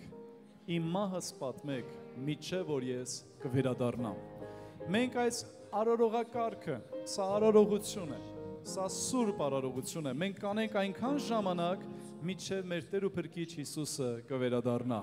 Մենք էլ երկնքում այս արարողությունը չենք անելու, որտեղ երբ որ բոլորը հնազանդվեն, որպես Աստծո որդի, որպես մարդու որդի, Հիսուսն էլ իր փառքը կբերի հոր մեջ եւ կասի ամեն բան ավարտված է։ Քանի դեռ այդ օրը չի եկել, մենք պետք է սա անենք, որպեսզի իրականից ասենք Հիսուս այրունով է գնել մեզ։ Նա դրամով չի գնել մեզ, նա դրամով վաճառվեց, բայց իր սեփական այրունով գնեց մեզ։ Ամեն անգամ ես եւ դու երբ որ մեղքին կմոտենանք, թող հիշենք նրա այրուն եւ ասենք մերժում ենք Հիսուսի տված իշխանությունով։ Ով կասի ամեն։ Այսօր զորության օր է, սիրելիս, այսօր հաղթանակի օր է։ Սիրելի Աստված, քեզ փառք ենք տալի։ Այս խորհուրդը գավաթը քեզ ենք բարձրացնում, Տեր, եւ խնդրում ենք օրհնես երկնային Աստված, երկնքից, քո օրհնությունը թող տեղա այսօր այս վայրի վրա, եւ ամեն մեկը, որ ընդունելու է որպես այրան խորհուրդը, այս խորհուրդը մեծ է, ովքեր ընդունելու են, թող զորություն ընդունեն, թող համարձակություն ընդունեն։ Այսօր ասում եմ այս հաղորդության պաշտամունքի մեջ, նևրոզները թող տրորվեն, վախերը թող հեռանան, ամեն խնդիրները, ֆիզիկական ու հոգևոր ու հոգեբանական, թող այստեղից դուրս շպրտվի Հիսուսի անունով։ Այսօրվա հաղորդության ժողովքի մեջ հռչակում եմ ու դավանում եմ բժշկություն, ազատագրում, իրական Քրիստոսի հետ մեկացում, որպես մարմին, որպես իրական եկեղեցի, եւ թող չարը իր ձայնով լռի, ու Աստված իր հավիտենական ջերերի ձայնով խոսի։ Թող օրհնյալ լինի Աստծո ժողովուրդը, եւ Տերը իր մատնված գիշերը գավաթը վերցրեց ու ասեց. «Քանի անգամ որ խմեք, մահս կպատմեք, միջև որ ես կգամ»։ Ամեն։ Տեր օրհնի։ Հալելույա։ Շաքոր զորություն Հիսուսի այրան մեջ կա զորություն հրաշքոր զորություն Հիսուսի անկին արյան մեջ խնդրում եմ խմեք ու վերադարձեք տարաները հրաշքոր զորություն Հիսուսի այրան մեջ կա զորություն, հրաշքոր զորություն, Հիսուսի անգին արյան մեջ։ Կուզես հաղթողը լաճարկին կերեն, մեծ զորություն կա սուրբ արյան մեջ, և լվացվել Գողգոթա աղբյուրեն, մեծ զորություն կա արյան մեջ, կա զորություն, հրաշքոր զորություն, Հիսուսի արյան մեջ, կա զորություն, հրաշքոր զորություն, Հիսուսի անգին արյան մեջ, կա զորություն, հրաշքոր զորություն, Հիսուսի արյան մեջ կա զորություն, հրաշքոր զորություն, Հիսուսի անգին արյան մեջ։ Ուզես Տիրոջ Հիսուսին ծառայել, մեծ զորություն կա սուրբ արյան մեջ,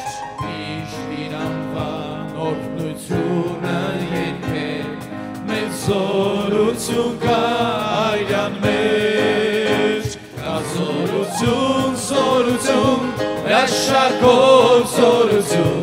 Հիսուսի արյան մեջ կա զորություն, զորություն հրաշագործ զորություն Հիսուսի անգին արյան մեջ կա զորություն, զորություն հրաշագործ զորություն Հիսուսի արյան մեջ կա զորություն, զորություն հրաշագործ զորություն Հիսուսի անգին արյան մեջ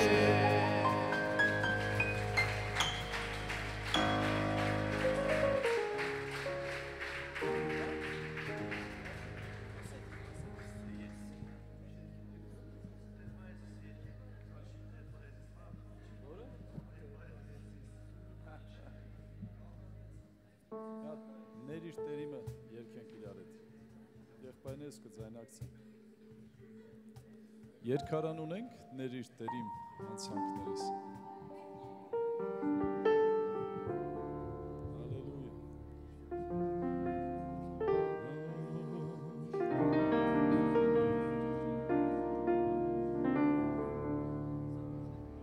Ռուզանջան մի հատ բացի, ներիր տերիմ անցանքներս,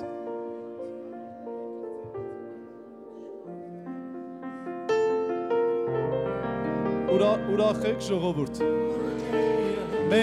մենք պարտվողի զավակներ չենք, մենք հաղթողի զավակներ ենք, Քրիստոսի մահը պարտություն չէ, Քրիստոսի մահը հաղթությունն է մահի վրա,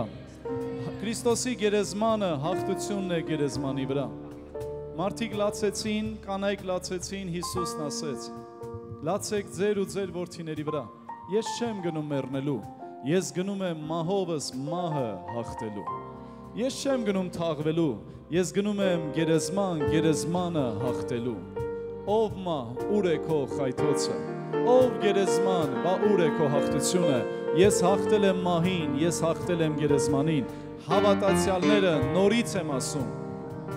երկրորդ մահից չեմ վնասվելու, երկրորդ մահը կրակել լիճն է, դա է մահը, Իսկ երկրի վրա մարմին ու հոգին իրարից բաժանումը դա միացումն է հավիտենական կյանքին, թեթևի մեջ մի անգամ, բայց անհավատները երկու անգամ, դա է սարսափելին,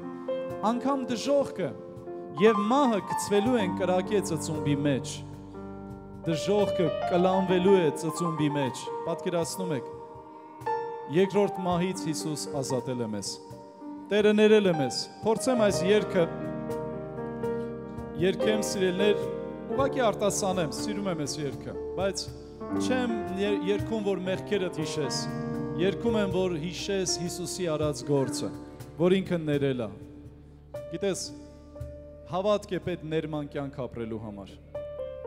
շատերը ներվում են, բայց չեն հավատում, հավատք է պետք ներման կյանք ապրելու համար, սատանան ամեն օր խանգարում է, բայց դու ասա, Հիսուս իր այրունով ինձ ներել է, Ես ներված եմ, ես մաքրված եմ, այս երգը կերքենք, աղոտ կանենք և ովքեր որ կհոժարվեն, ես պերջ եղբորս ոտքերն եմ լվալու, պերջ աղբեր, հեռու չետաս, ֆիքսել եմ քեզ, ալելույա, եկեք այս երգը երգենք, խնդրում եմ իրար հետ չզրուցենք, եկեք Հիսուսի հետ զրուցենք, ովքեր նախամուտքում են, եկեք ներս հրավիրենք, ալելույա,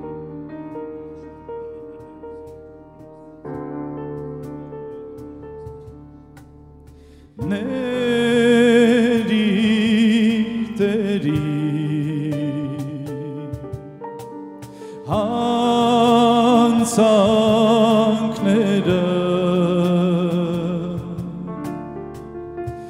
որ համարձակ գամ քեզ մոտ փարվեմ ոտքերի սերդ վայել է Փարվեմ ոտքերի, վերքեր թամփուր է, ախուր գնամ ես անուշ քո երեսից, երբ քաղցրեց այնը, խոսքդ էլ մեղրից, բաժինս դու ես, Հիսուս սիրելիս Հարվեմ ոտքերի Սերդ վայել է Հարվեմ ոտքերի Վերքեր թամբուր է Քո ճամփան է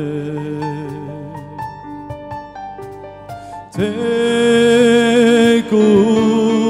փշոտ Բայց բերում են գահիտ մոտ Փարվեն ոտքերի Սերդ վայել է Փարվեն ոտքերի Վերքեր թամբուր է Ախուր գնամ ես Անուշ քո երեսից Երբ քաղցրե ձայնը Խոսքդ էլ մեղրից Բաժինս դու ես Հիսուս սիրելիս Հարվեմ ոտքերիդ Սերդ վայել է Հարվեմ ոտքերիդ Վերքեր թամբուր է Ամեն, ամեն Հալելույա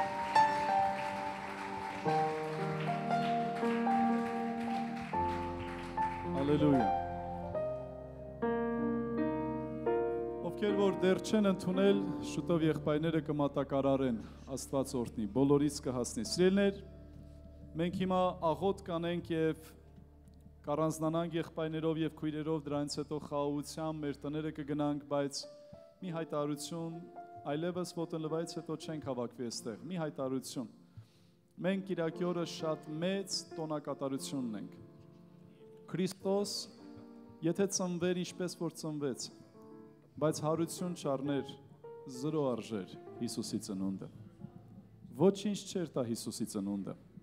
Հիսուսի ծնունդին տվեց իրական հաղթանակի արժեք նրա հարությունը։ Եթե Հիսուսը ապրեր ոնց որ ապրեց ու բժշկեր ոնց որ բժշկեց, բայց հարություն չառներ, բոլոր նրա քարոզները պիտի ջնջվեր։ Նրա անցած ուղին, ծնունդը, բոլոր 3.5 տարվա ծառայությունը տվեց հաղթանակի իրական կնիքը նրա մեռելներից հարությունը։